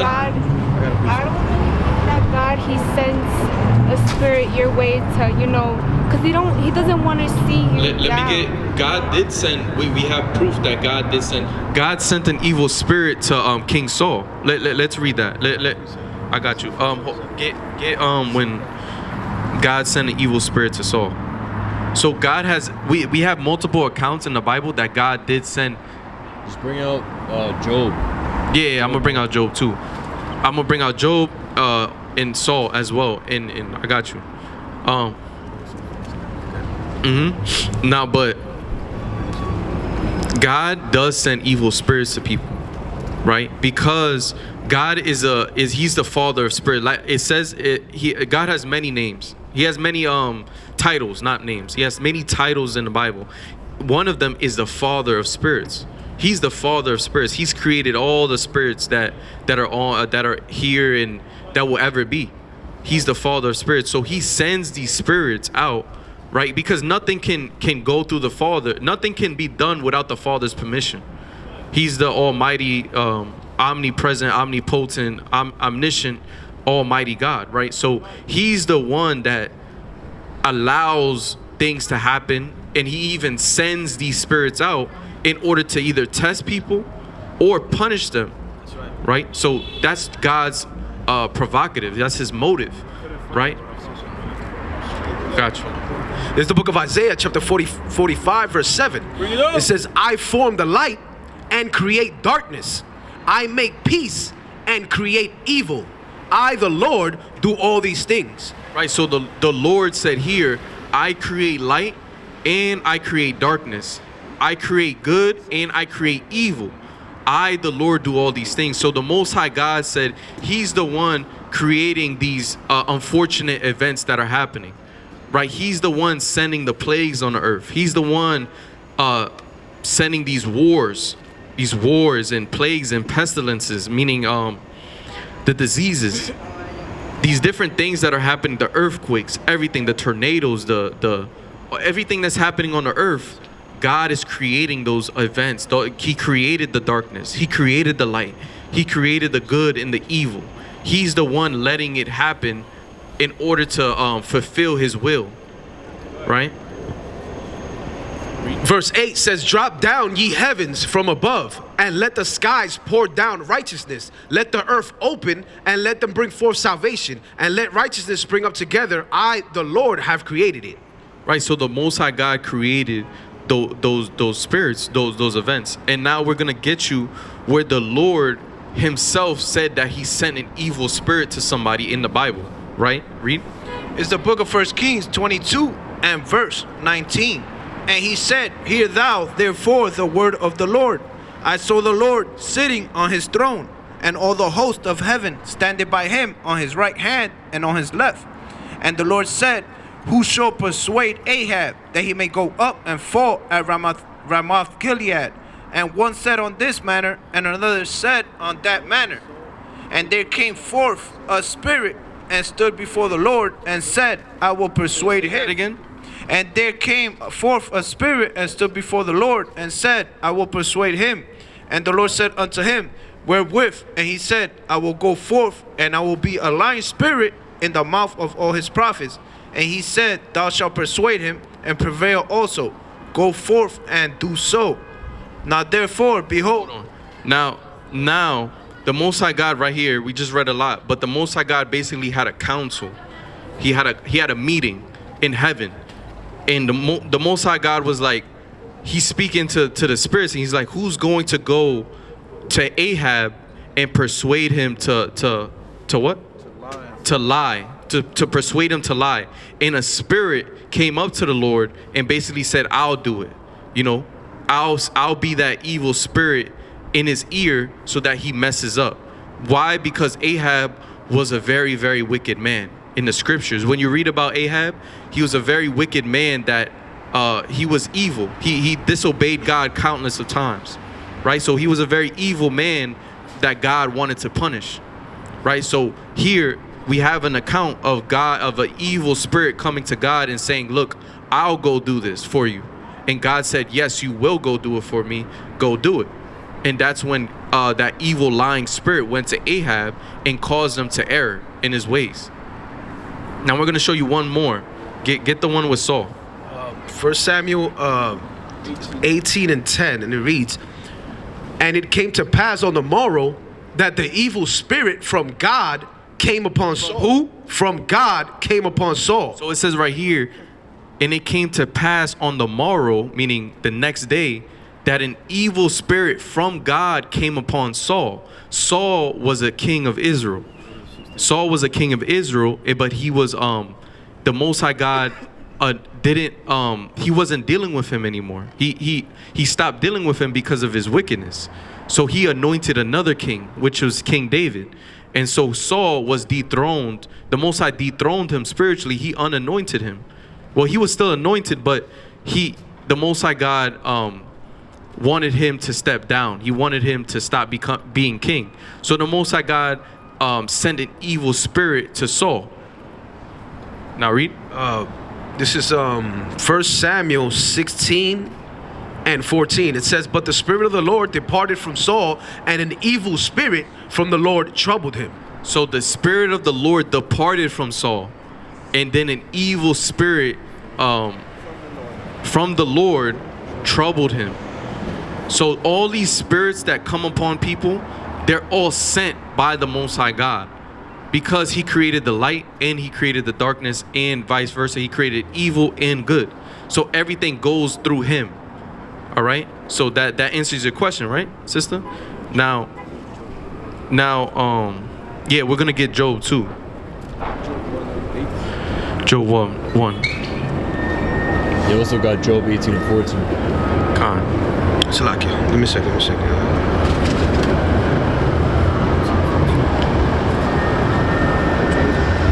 Job, just go to Job 1.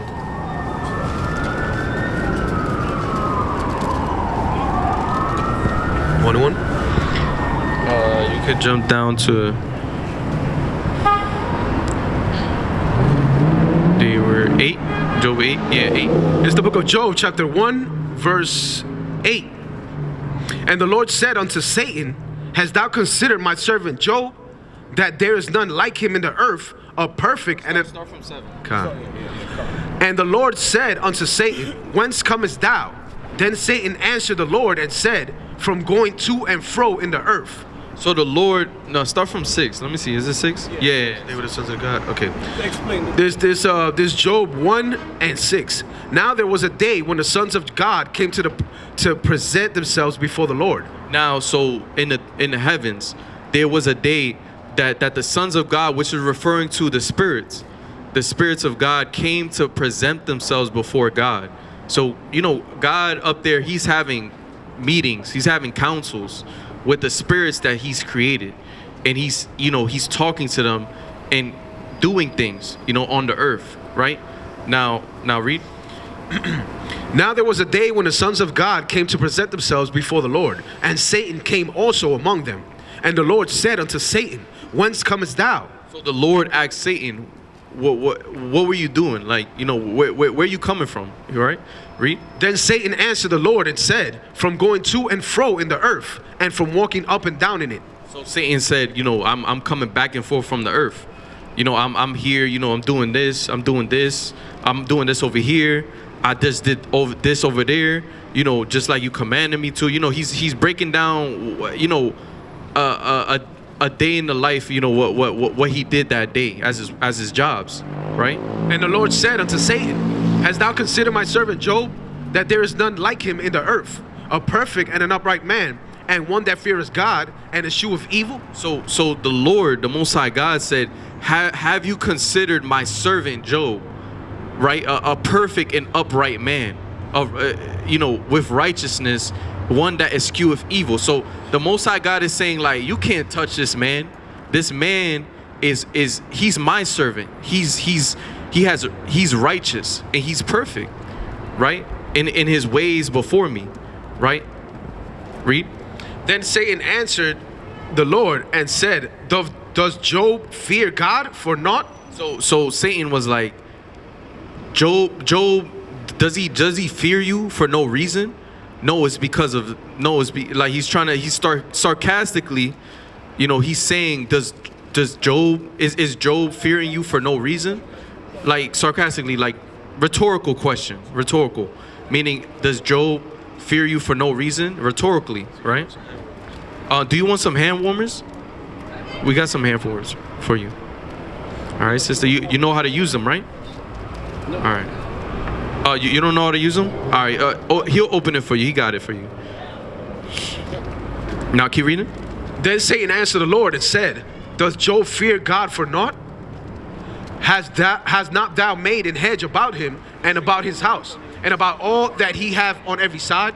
Thou hast blessed the work of his hands, and his substance is increased in the land. So Satan continued. He said, does Job fear you for no reason? Rhetorically. And then he said, look, you made a hedge about him. You protect him. You gave him a nice house, a nice family. You gave him land, money, servants. You know, you've given him all these things. And this is the reason why he fears you. This is the reason why he's following you. Right? So Satan presented this idea to God, right? And then continue. But put forth thine hand now and touch all that he hath, and he will curse thee to thy face. Right. So then Satan said to God, if you let me touch him, if you let me get into his life and take everything away from him, he's gonna curse you. He's gonna turn his back from you. Right? He's gonna betray you. Right? So continue. And the Lord said unto Satan, Behold, all that he hath is in thy power.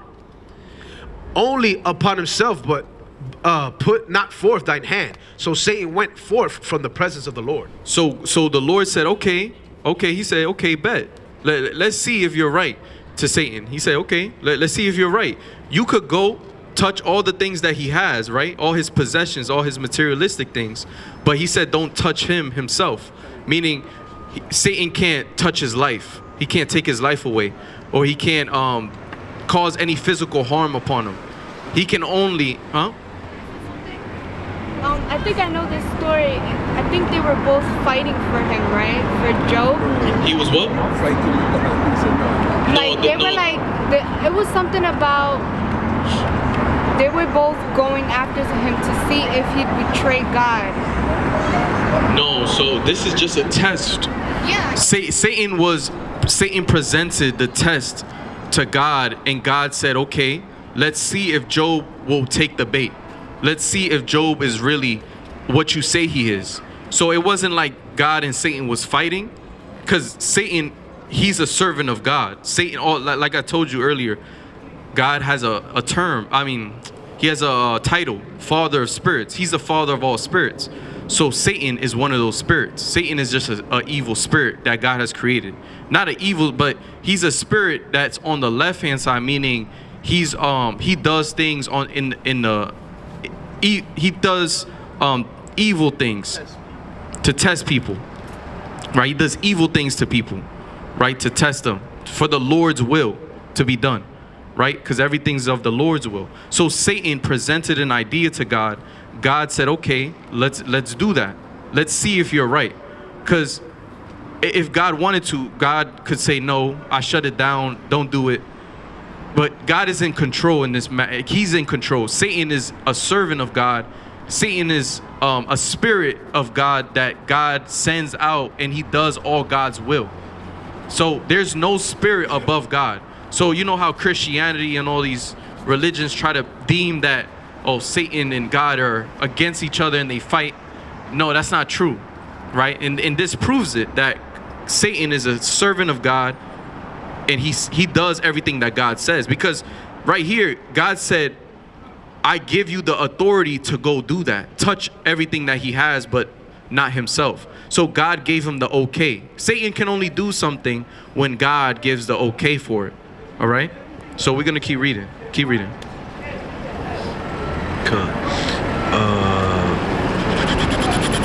Verse 13. And there was a day when his sons and his daughters were eating and drinking wine in their eldest brother's house. Is that it? Yeah. So that's it on that. So the Most High God said, you can go touch all that he has, but on himself do not touch. Meaning, you can't kill him, can't put harm on him. No physical harm can be done on him, but he can touch everything else that he has: his house, his family, his land, his gold, his everything that he has, he can touch. Right, but that was later on. But the Most High God does. So just going back to the point, the Most High God does do these unfortunate events that happen on the earth. These evil spirits that be sent on people, the Most High God is sending them out. So like we were going back to the Sabbath, we were from the Sabbath, we were saying, like, the law is spiritual, and the Most High God is, like we read, on the Sabbath, people are most likely to die, right? And then you start having people dying on the Sabbath because they're breaking the Sabbath knowingly and unknowingly.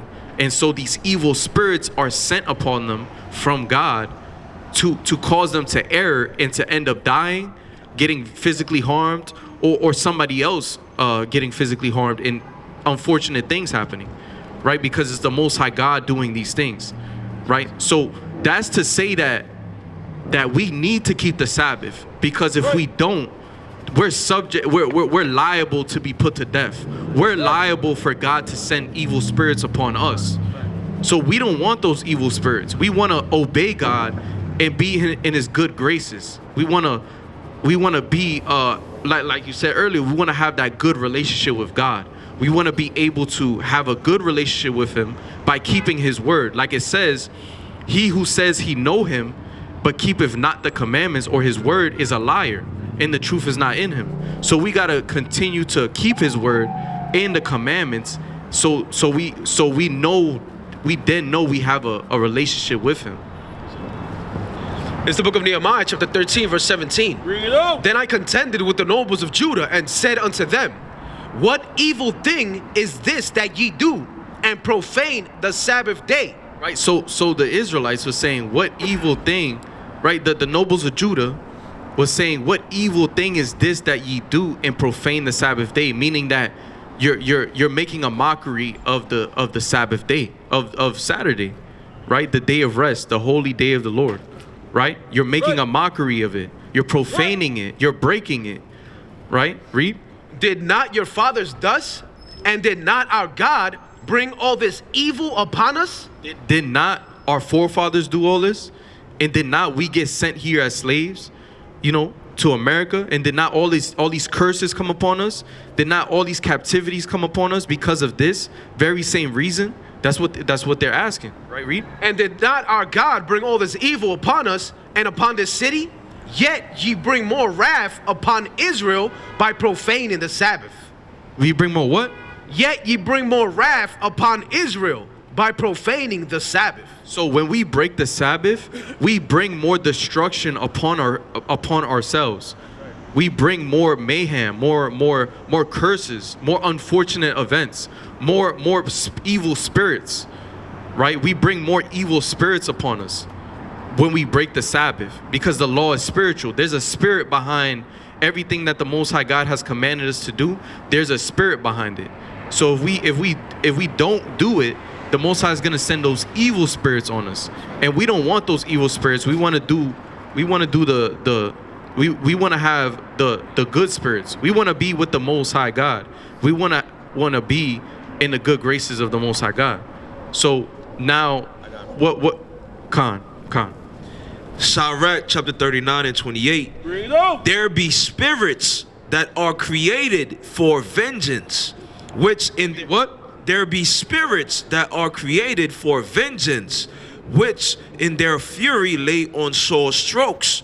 In the time of destruction, they pour out their force and appease the wrath of him that made them. Fire and hail and famine and death, all these were created for vengeance. Right. So the Most High God said there are certain spirits that are created solely just to avenge the Most High God, just to cause that wrath, that mayhem, that destruction, right? Just solely to appease the wrath of the Most High God, to appease His anger. Appease meaning to satisfy, to satiate his anger, right? To make him, calm down, basically, right? They're spirits solely created just to cause destruction that the Most High God created. He created these spirits just to cause destruction in order for His will to be done and to satiate His anger, right? And that's what the Most High God said, right? So going back to the Sabbath, what can't and can we do on the Sabbath? Not cook. You said not cook. Right, we can't cook. Not work. Can't work. Yep. Right. I forgot the other ones. Oh, we didn't read that for you. Numbers 15. No. Nehemiah 10 and 31. Right. There's one more thing you can't do. You got that right. You can't work. I thought you said there was another one. Right. We're gonna read it right now. Oh, okay. Yeah, we're gonna read it right now. So, like you said, you're right. You can't work and you can't cook. Right. We're gonna read to you another thing you can't do. This is the book of Nehemiah, chapter 10, verse 31. And if the people of the land bring ware or any victuals on the Sabbath day to sell, that we would not buy it of them on the Sabbath. Or We would what? that we would not buy it of them on the Sabbath or on the holy day. Right. So we would not buy it of them. So that's going into ware and victuals is going into merchandise and food and drinks and things like that. So it's saying we can't buy or sell on the Sabbath day or on any holy day. So that's another thing we can't do on the Sabbath. We can't buy and sell. All right. So you got to prepare, right? Because let me get Mark, the preparation day. Mark 15 and 48? 42? Mark 15 and 42? Yeah. So, right, that's to say that you have to prepare before the Sabbath comes in. Because the Most High God, He does everything for our good, our benefit. The day of rest. It's a day of rest for us to get right with the Most High God, to open up our Bible, to keep it holy, to be closer to God, right? To keep His ways and have a relationship with Him. So we got to keep it holy, meaning we can't buy, sell, cook, and we can't work, right? And work is going into cleaning. You can't clean, and you can't do any of your pleasures, watching TV, playing video games. Let's get that too in Isaiah. Yeah, you got get Isaiah 58 and 13.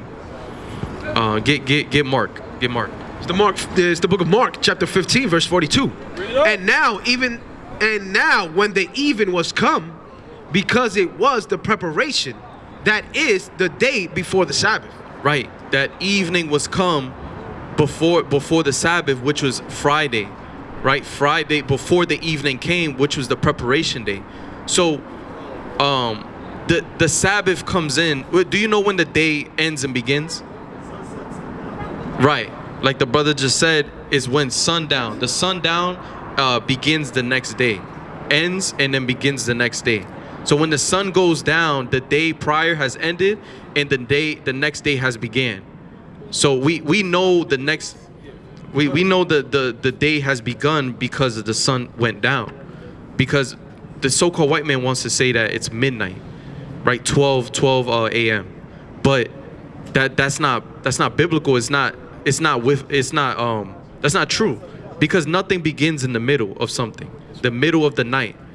Would you watch a movie in the middle of the movie? No. You wouldn't, right? So nothing begins in the middle of it, right? So God created the sun and the moon to determine the days, right? Because the moon determines the months. The lunar cycle determines the months, right? And the sun determines the days, right? So we got the Most High created these things in order for us to tell. Because before time, you know, the time that we know now was created. In the ancient days, we weren't going by clocks. We didn't have those the construct of time that we have now. We were going by the sun, the sun, the stars, and then the moon. We was going by these natural things the Most High has put it for us to tell the time. It's the book of Leviticus, chapter 23, verse 32. It shall be, Salakia. Okay. It shall be unto you a Sabbath of rest, and ye shall afflict your souls in the 9th day of the month at even. From even unto even. From what? From even until even shall ye celebrate your Sabbath. It's from even unto evening. From sundown to sundown shall ye celebrate your Sabbath.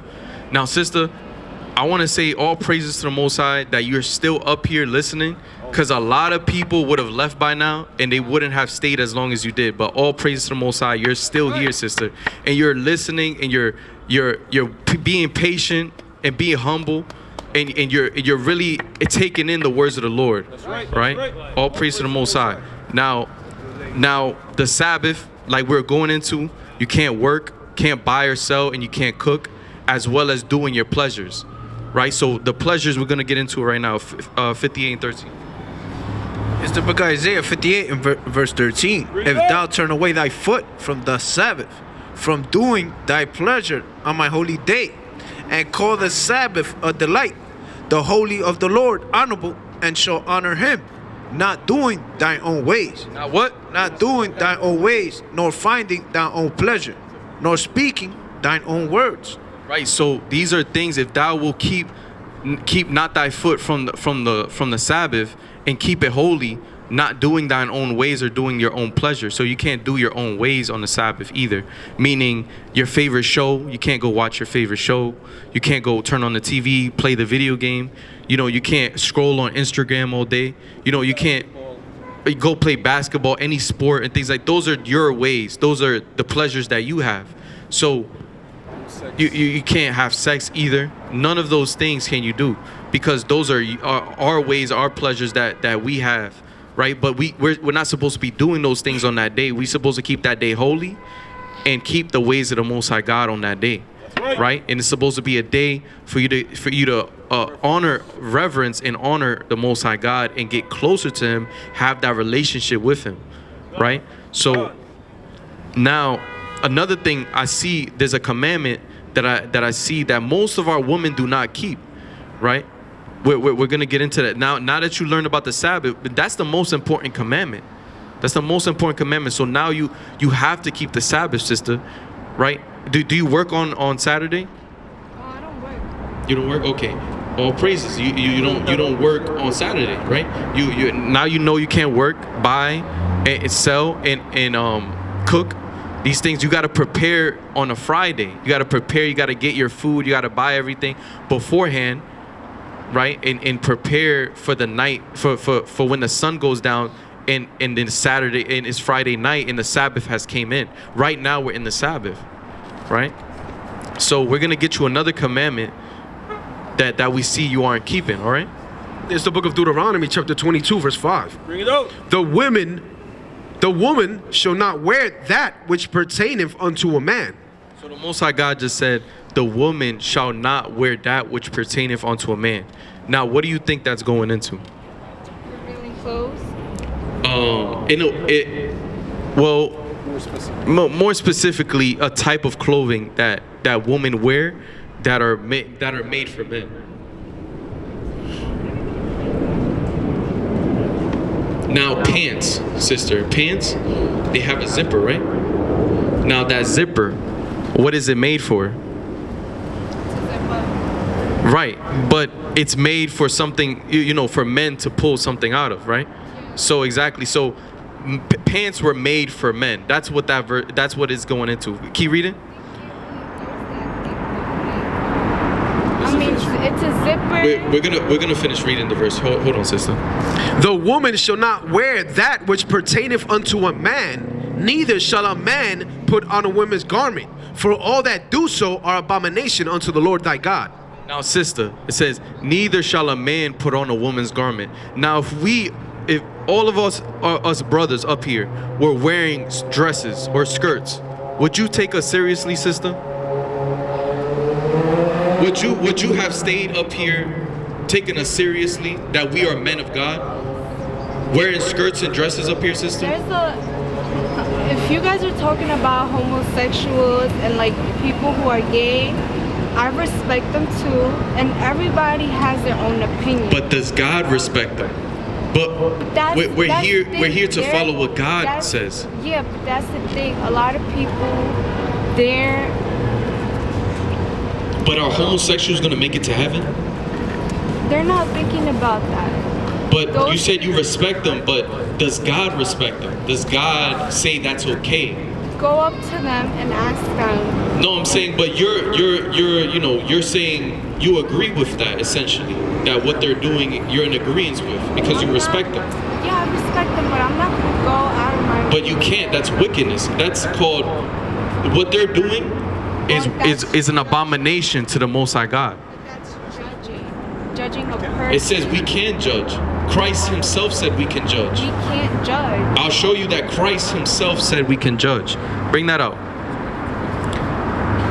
Say it again. Bring out no, I'm saying Matthew, judge that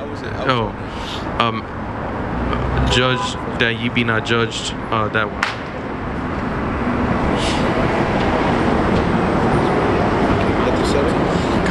It's the book of Matthew, chapter 7, verse 1. Judge not that ye be not judged. So Christ right here, you gotta listen carefully and listen to what he's saying. He said, judge not that ye be not judged. So it's saying, he said that what one and the same, meaning that he says, if you're going to judge, know that you're going to be judged the same way. So he didn't say you can't judge, and it's gonna confirm that even further. So it says, judge not that ye be not judged, meaning don't judge somebody if you're not willing to accept the judgment back. So it didn't say that you cannot judge, right? Keep reading.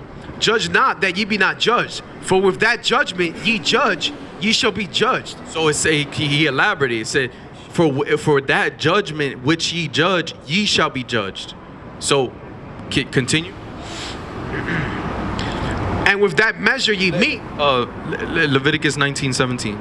Get that real quick. Leviticus 19:17. And with that measure ye meet, it shall be measured to you again. And what measure ye meet, it shall be measured unto you again. Meaning that whatever you judge, it says judge righteous judgment. Yeah, you got that? It's John chapter 7 and verse 24. Judge not according to the appearance, but judge righteous judgment. Judge what? Righteous judgment. Right. So it says righteous. We can judge righteous judgment. And what is righteous judgment? Meaning judgment according to the law, according to the commandments of God. Meaning if we see, but get Leviticus, because I wanna further verify that point. That if we see somebody righteous, if we see somebody and they're not keeping the commandments of God, we can judge them on that. Because that's righteous judgment. That's us not suffering sin upon them. That's us telling them to repent and seek salvation from the Most High God. Right. That's right. But we didn't say that. No, the Most High God said that. No, I know. But you can say repent for your sins to somebody, And at the end of the day, that's their choice. If Right. somebody, if you, That's all we doing, but we do not agree with homosexuality. Neither does God. God does not agree with homosexuality. And if we judging them, meaning if we say, look, brother, you gotta man up. You gotta stop being a homosexual. You gotta repent.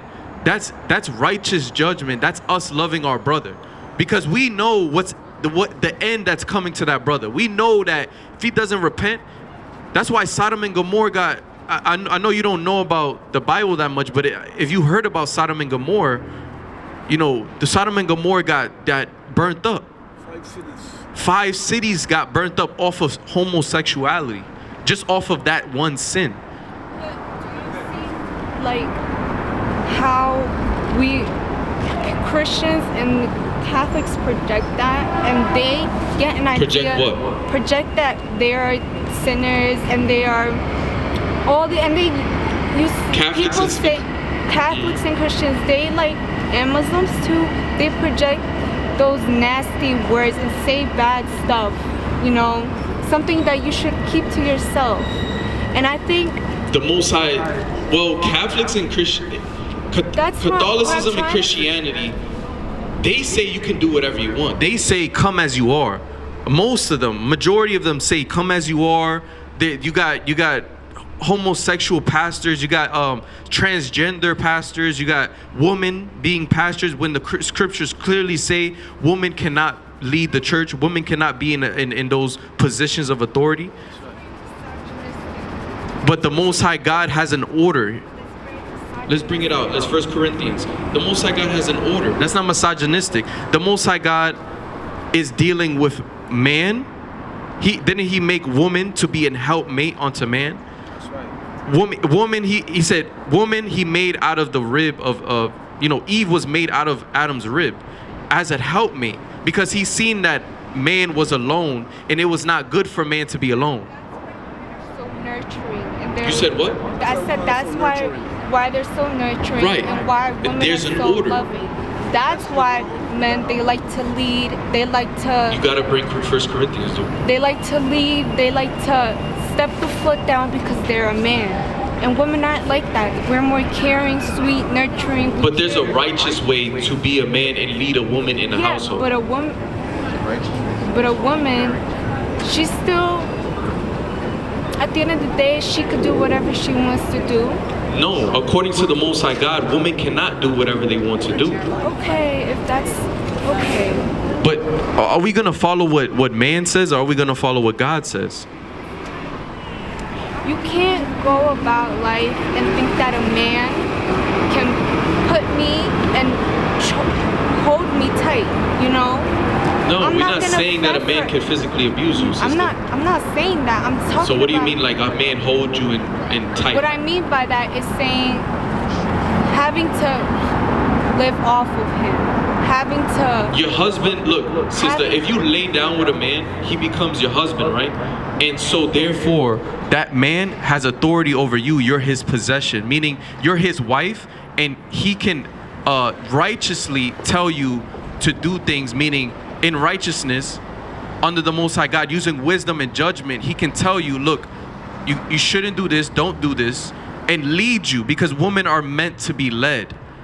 Adam led Eve, right before the fall.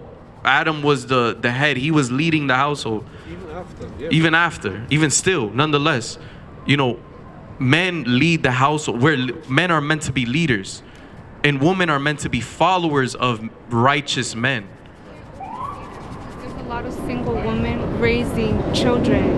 All right, and that's an unfortunate thing. Yeah. That's not a good thing, sister. Exactly. That's not a good thing. What They I'm saying. need a man. Women need a man in this life. The statistic of those children. To get up, In the man up, statistics, right? When you man- look into the statistics of those single mother households and how those children grow up, statistically, they have the worst upbringing, and they don't become good adults. They don't become they become criminals, or they become overly emotional, and they become feminized, because children need a father figure in the household. That's a curse. That's a curse in the Bible. Deuteronomy 28:54. right? A father shall leave the household, and the woman shall become this masculine role in children's lives now. That system up. It was The so-called white man. It was the men. No. And the men is the at the end of the day. You ever heard of the so-called Willie white Lynch men- letter? The Willie Lynch letter? It was all devised by a man. The Willie Lynch was a man a so-called white man that during the times of slavery, he wrote a letter in order to instruct. He instructed the other slave owners of other farms and things like that, other plantations. He instructed them how to break down the Negro, how to break down the Hispanic mentally, and destroy the household in order to have the man against the female and vice versa, and have the children following the woman, because they'll be easier to control. Because without a father figure, without a man with authority in their lives, they will be easily manipulated and led by their ways. The Willie Lynch letter. Look, you need to look it up, sister. And in the Willie Lynch letter, they didn't only. I know you say it's men, and we saying it's white men, but white men didn't do it alone. White men conspired with our women, with blacks and Latino women, because our women have a big fault in our downfall, and the reason that, again, they got manipulated nonetheless, but nonetheless, they took part in tearing us down, tearing our people down. This is Isaiah chapter 14 and 12. I said like not 14 and 12. Isaiah chapter 3 and 12. It says, as for my people, children are their oppressors, and women rule over them. O my people, they which lead thee cause thee to err. Cause thee to what? Cause thee to err and destroy the way of thy paths. Right, so they which lead thee cause thee to err. And previously, it just said that children are our oppressors and women lead over us. Women rule over us. And then it says, those that lead thee cause you to err. Meaning, if women are ruling over us, it just said that they're leading us to error, to destruction. Right? And I know, and not to make it right or say anything right or anything like that, but I know you said the man leaves. Why do the man leave? The man, although because they're not supposed to leave, yes, true, but the man leave because the woman is nagging, the woman is putting hands on him, the woman is doing things. The woman is doing things behind his back. A lot of times, it's the man don't get in a relationship for no reason. That's off back. Men do not get, if I like you, I like you, I'm gonna get in a relationship with you. But then you start acting crazy or you're not listening, then I'm gonna leave. Right? That's how that. And it's, again, the women, they shooting themselves in the foot when without knowing. A lot of times that's that situation. Not to say that men aren't crazy too. Men do crazy stuff as well. But a lot of times you can't say it's just men. Women have faults in it too. Right. It's from both parties, both sides. You know, it's a curse. It's a curse. You know, and that's what we are going into. You know, the Israelites, the 12 tribes, right, sister?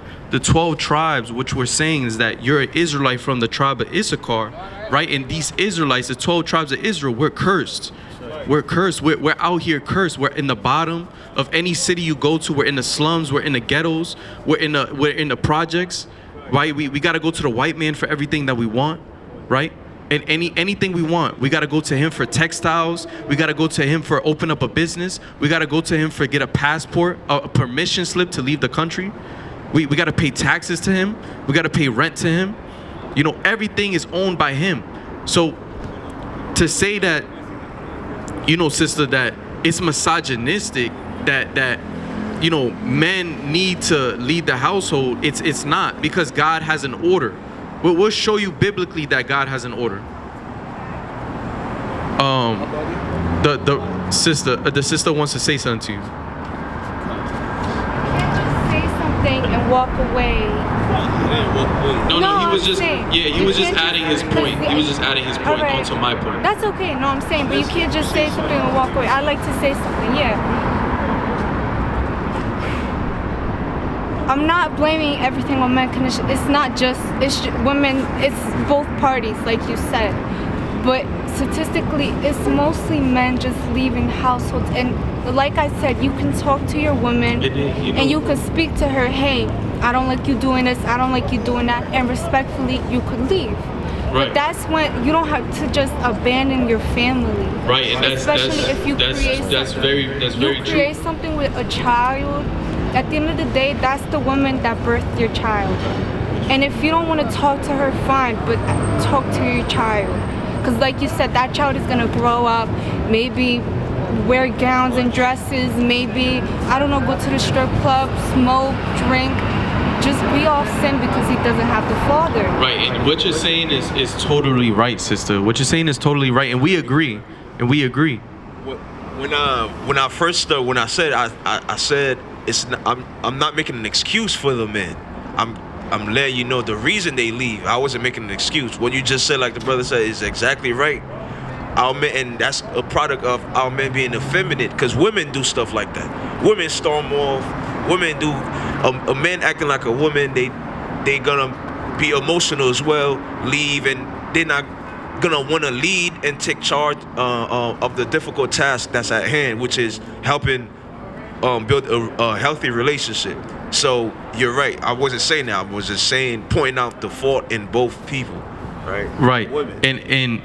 And it says in the scriptures, a man that doesn't take care for his household is worse than an infidel. So there's no reason for you to not take care of your wife and your kids.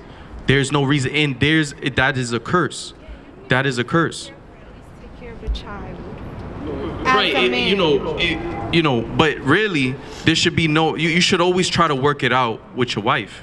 You should always try to, because the Most High has grace and mercy on us.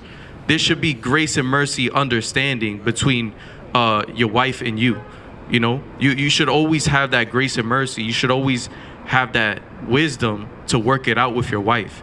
There should be no reason really to split, to co-parent, except for adultery. That's the only thing that the Most High said that is you have to split from that relation, from that woman or that man, or death, adultery or death, right? But other than that, there should be no reason other than those two that you need to leave or not take care of your household, or not take care of the woman, or not work it out. There should be no reason other than those two things. There should always be a way to work it out and compromise and get back together using wisdom, having grace and mercy, because we still have grace and mercy. The Most High still has grace and mercy on us. So we gotta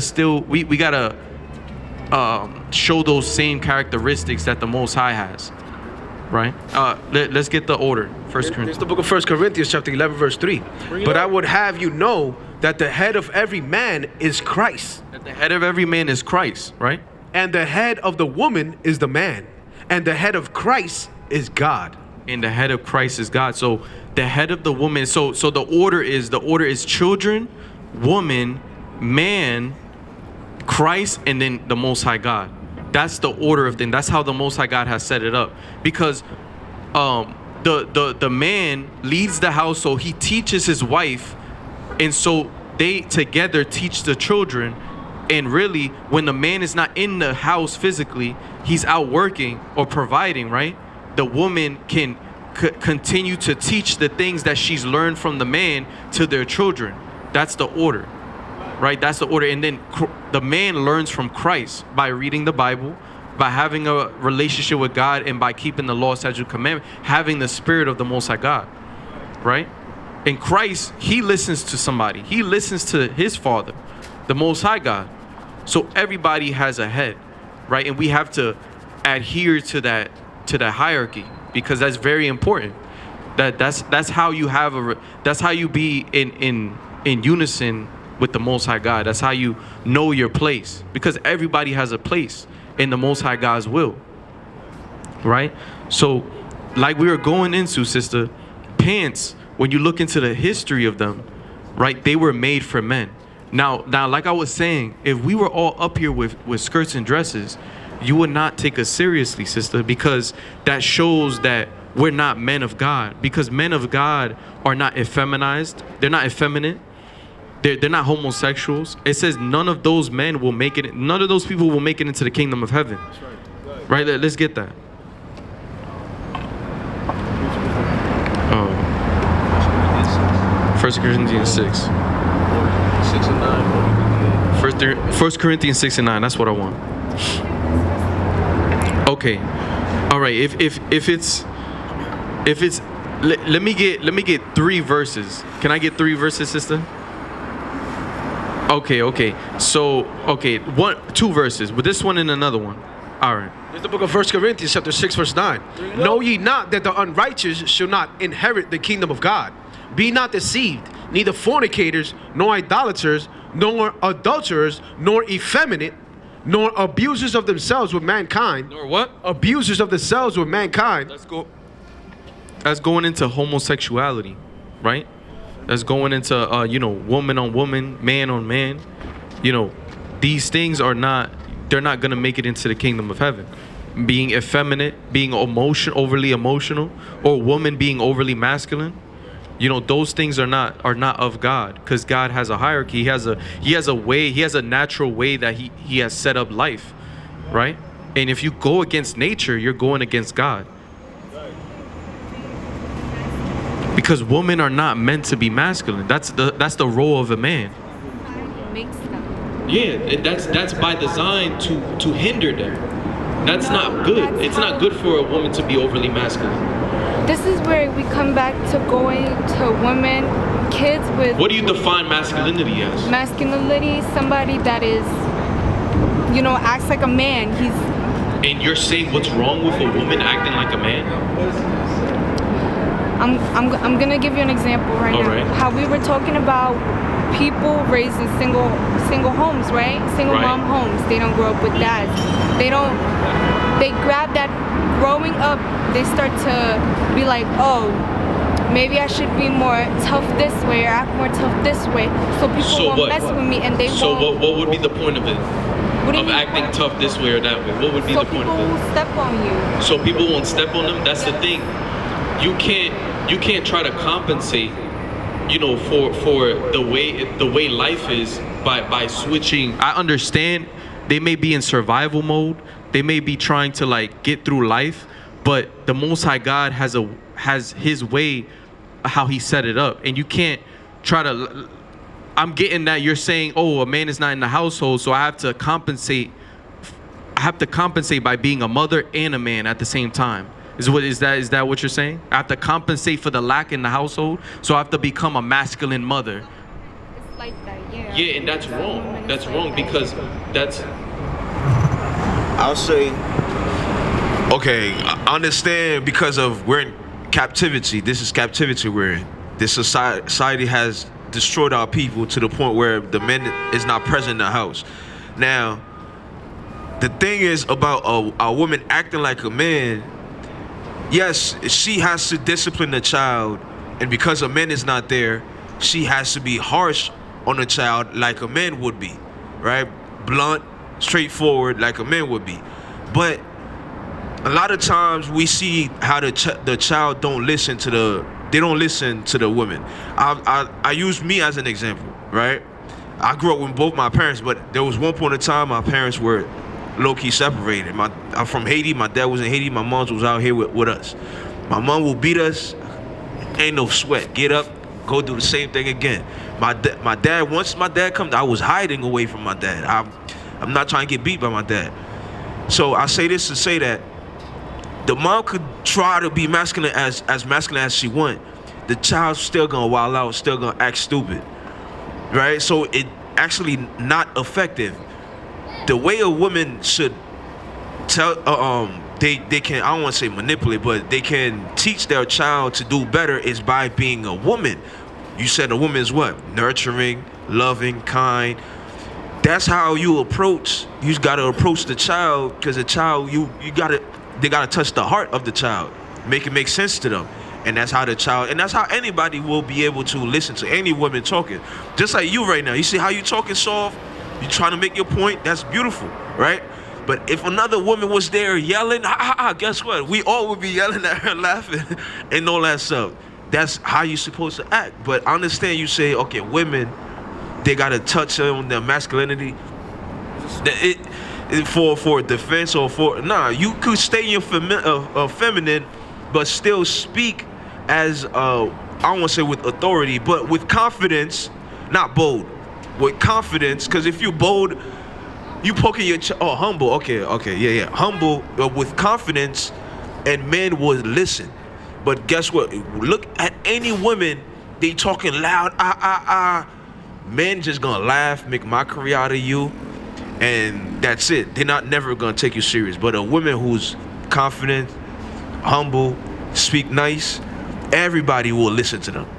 Literally, you can manipulate anybody. If you're gonna use that as a manipulative way, that's evil on your part. But not to say you, but that's evil on that woman's part. But that's the woman's strength, to stay feminine. And that's why when you break that order, it's chaos. That's why nobody, that's why now we're in this predicament. That's what the Bible teaches. That's what I wanted to say. The brother eloquently said what I wanted to say, because what I was saying is that, it's not right for the woman to be masculine. But the brother broke it down women need to stay in their femininity in order to come across, in order for them to be heard and listened to. There's a difference between a strong woman and a masculine woman. Right. There's a difference between being a strong woman and a masculine woman. A masculine woman, like the brother broke down, that a woman that's yelling, screaming, acting, poking out her chest, acting bold, being not humble. But a woman that's humble, confident in themselves, delicate, graceful. Those women, they speak when they open their mouth, they speak with wisdom. They speak with they have understanding. Not people will listen to those women. People will hear those women and hear them out, and actually sometimes even do the things that they say, because they came from a place of wisdom, and what they said is true. That's the difference. Like you want to be a confident woman, right?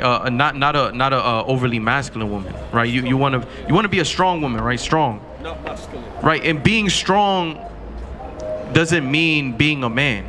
That's the conflation that people conflate. That being strong for a dog might mean differently from being strong from a cat. It's different. Like, a man being strong is different from a woman being strong in her own way, in her femininity. And a man being strong in his masculinity is different. So those two things are different. And you gotta, like we just broke down, like being strong in a woman is being humble, being graceful, being delicate, speaking with wisdom, coming from a place of understanding, being nurturing. When you can continue to be that way, even through times of hardship, right? Even through, when the man does end up leaving, or there's a split momentarily, or even any troubles in life, if you're able to continue to be humble, nurturing, confident, with wisdom and grace and delicate, even through those hard times, then that's when you're a strong woman. Because that's what's trying to break our women away from. The society's trying to break our women away from being nurturing, being, delicate and loving and humble. So when you continue to be like that, you are strong. It's 1 Peter chapter 3 and verse 1. Likewise, ye wives, be in subjection to your own husbands, that if any obey, listen to this, if any obey not the word, they also may without the word be won by the conversation of the wives. By the conversation of who? Of the wives, while they behold your chaste conversation coupled with fear. You know what you know what that means? Reverence. Yeah, right. reverence. Fear, not fear. She's very humble. Right. Not when it says coupled with fear, it doesn't mean that, oh, I'm afraid. Like I'm scared for my life type of fear. It means like reverence, meaning having a huge amount of respect and honor towards your husband, right? This is Proverbs 31. I start at 10 and jump to 26. It says, Who can find a virtuous woman? For her price is far above rubies.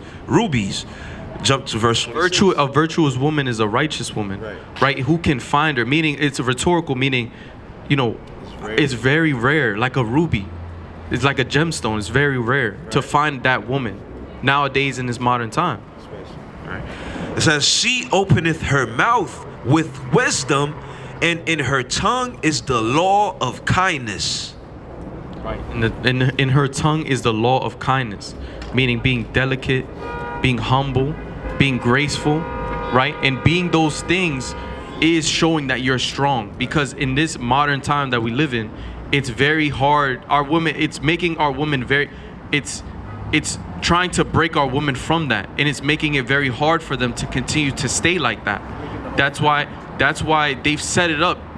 The so-called white man has set this system up to break down our women, even from the time of slavery. Like, when you go home, you should look up the Willie Lynch letter and get it and read it as well, because it goes into how even at that time, I got the flyer. Even at that time, it was set up so that woman would become that masculine role in life, and that they would stop being delicate and humble and graceful and stop listening to the man. But that's against the order of God. All right, sister? Now, I know you gotta go, and so I'm gonna give you a flyer, and I know you had other questions. We're here every Friday and Saturday, right? We're here every Friday, 6:30 p.m. and every Saturday at 2 p.m. If you have any questions, if you pass by or you around the area, if you have any questions, because I know you had more questions, Lord willing, you could come back. You could come back. You could hit our email.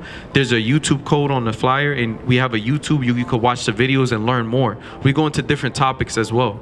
If you have any questions, and you can come back here and ask us questions. But I know you gotta go, and so we would answer your questions if you have more time. But I know you gotta go, so you could come back. Lord willing, you could come back, and then also you could hit our email and watch the YouTube too. All right. Have a good night, sister. All right. Get home safe. Get home safe. Khan. All praise to the Most High.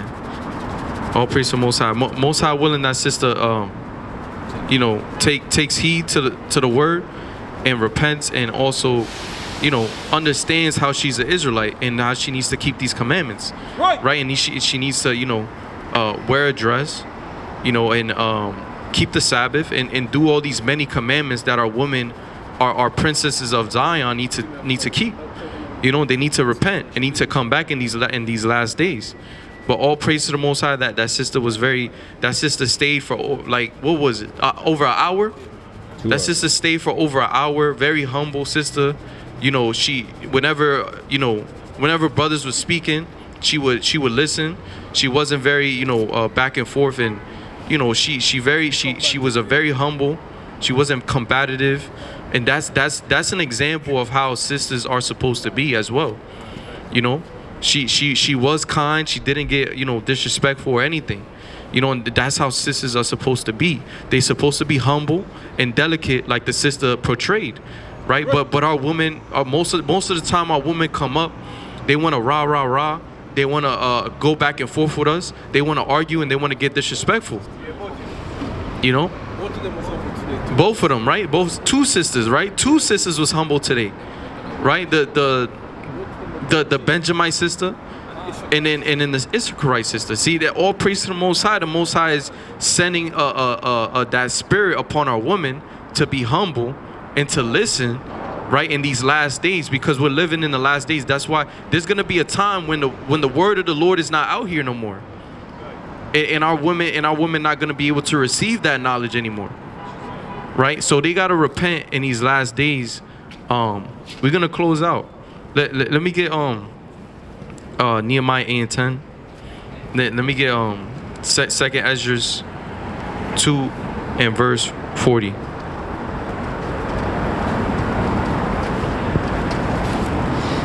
Bring this out first. It's the book of 2nd Ezra, chapter 2, verse 40. Read it out.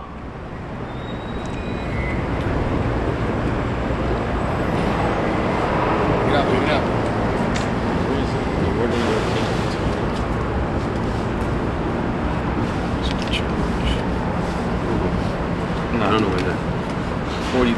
Start of 40. Start of verse 4. 2nd Ezra 2 and 40. Bring it up. And it reads, take thy number, O Zion, and shut up those of thine that are clothed in white, which have fulfilled the law of the Lord.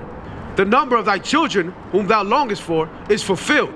Beseech the power of the Lord, that thy people, which have been called from the beginning, may be hallowed. I, Ezra, saw upon the Mount Zion a great people, whom I could not number, and they all praised the Lord with songs. And in the midst of them there was a young man of high stature, taller than all the rest, and upon every one of their heads he set crowns, and was more exalted, which I marveled at greatly. So I asked the angel and said, Sir, what are these? He answered and said unto me, These be they that have put off the mortal clothing. That have what? That have put off the mortal clothing and put on the immortal, and have confessed the name of God. Now are they crowned and receive palms. Then said I unto the angel, What young person is it that crowneth them, and giveth them palms in their hands?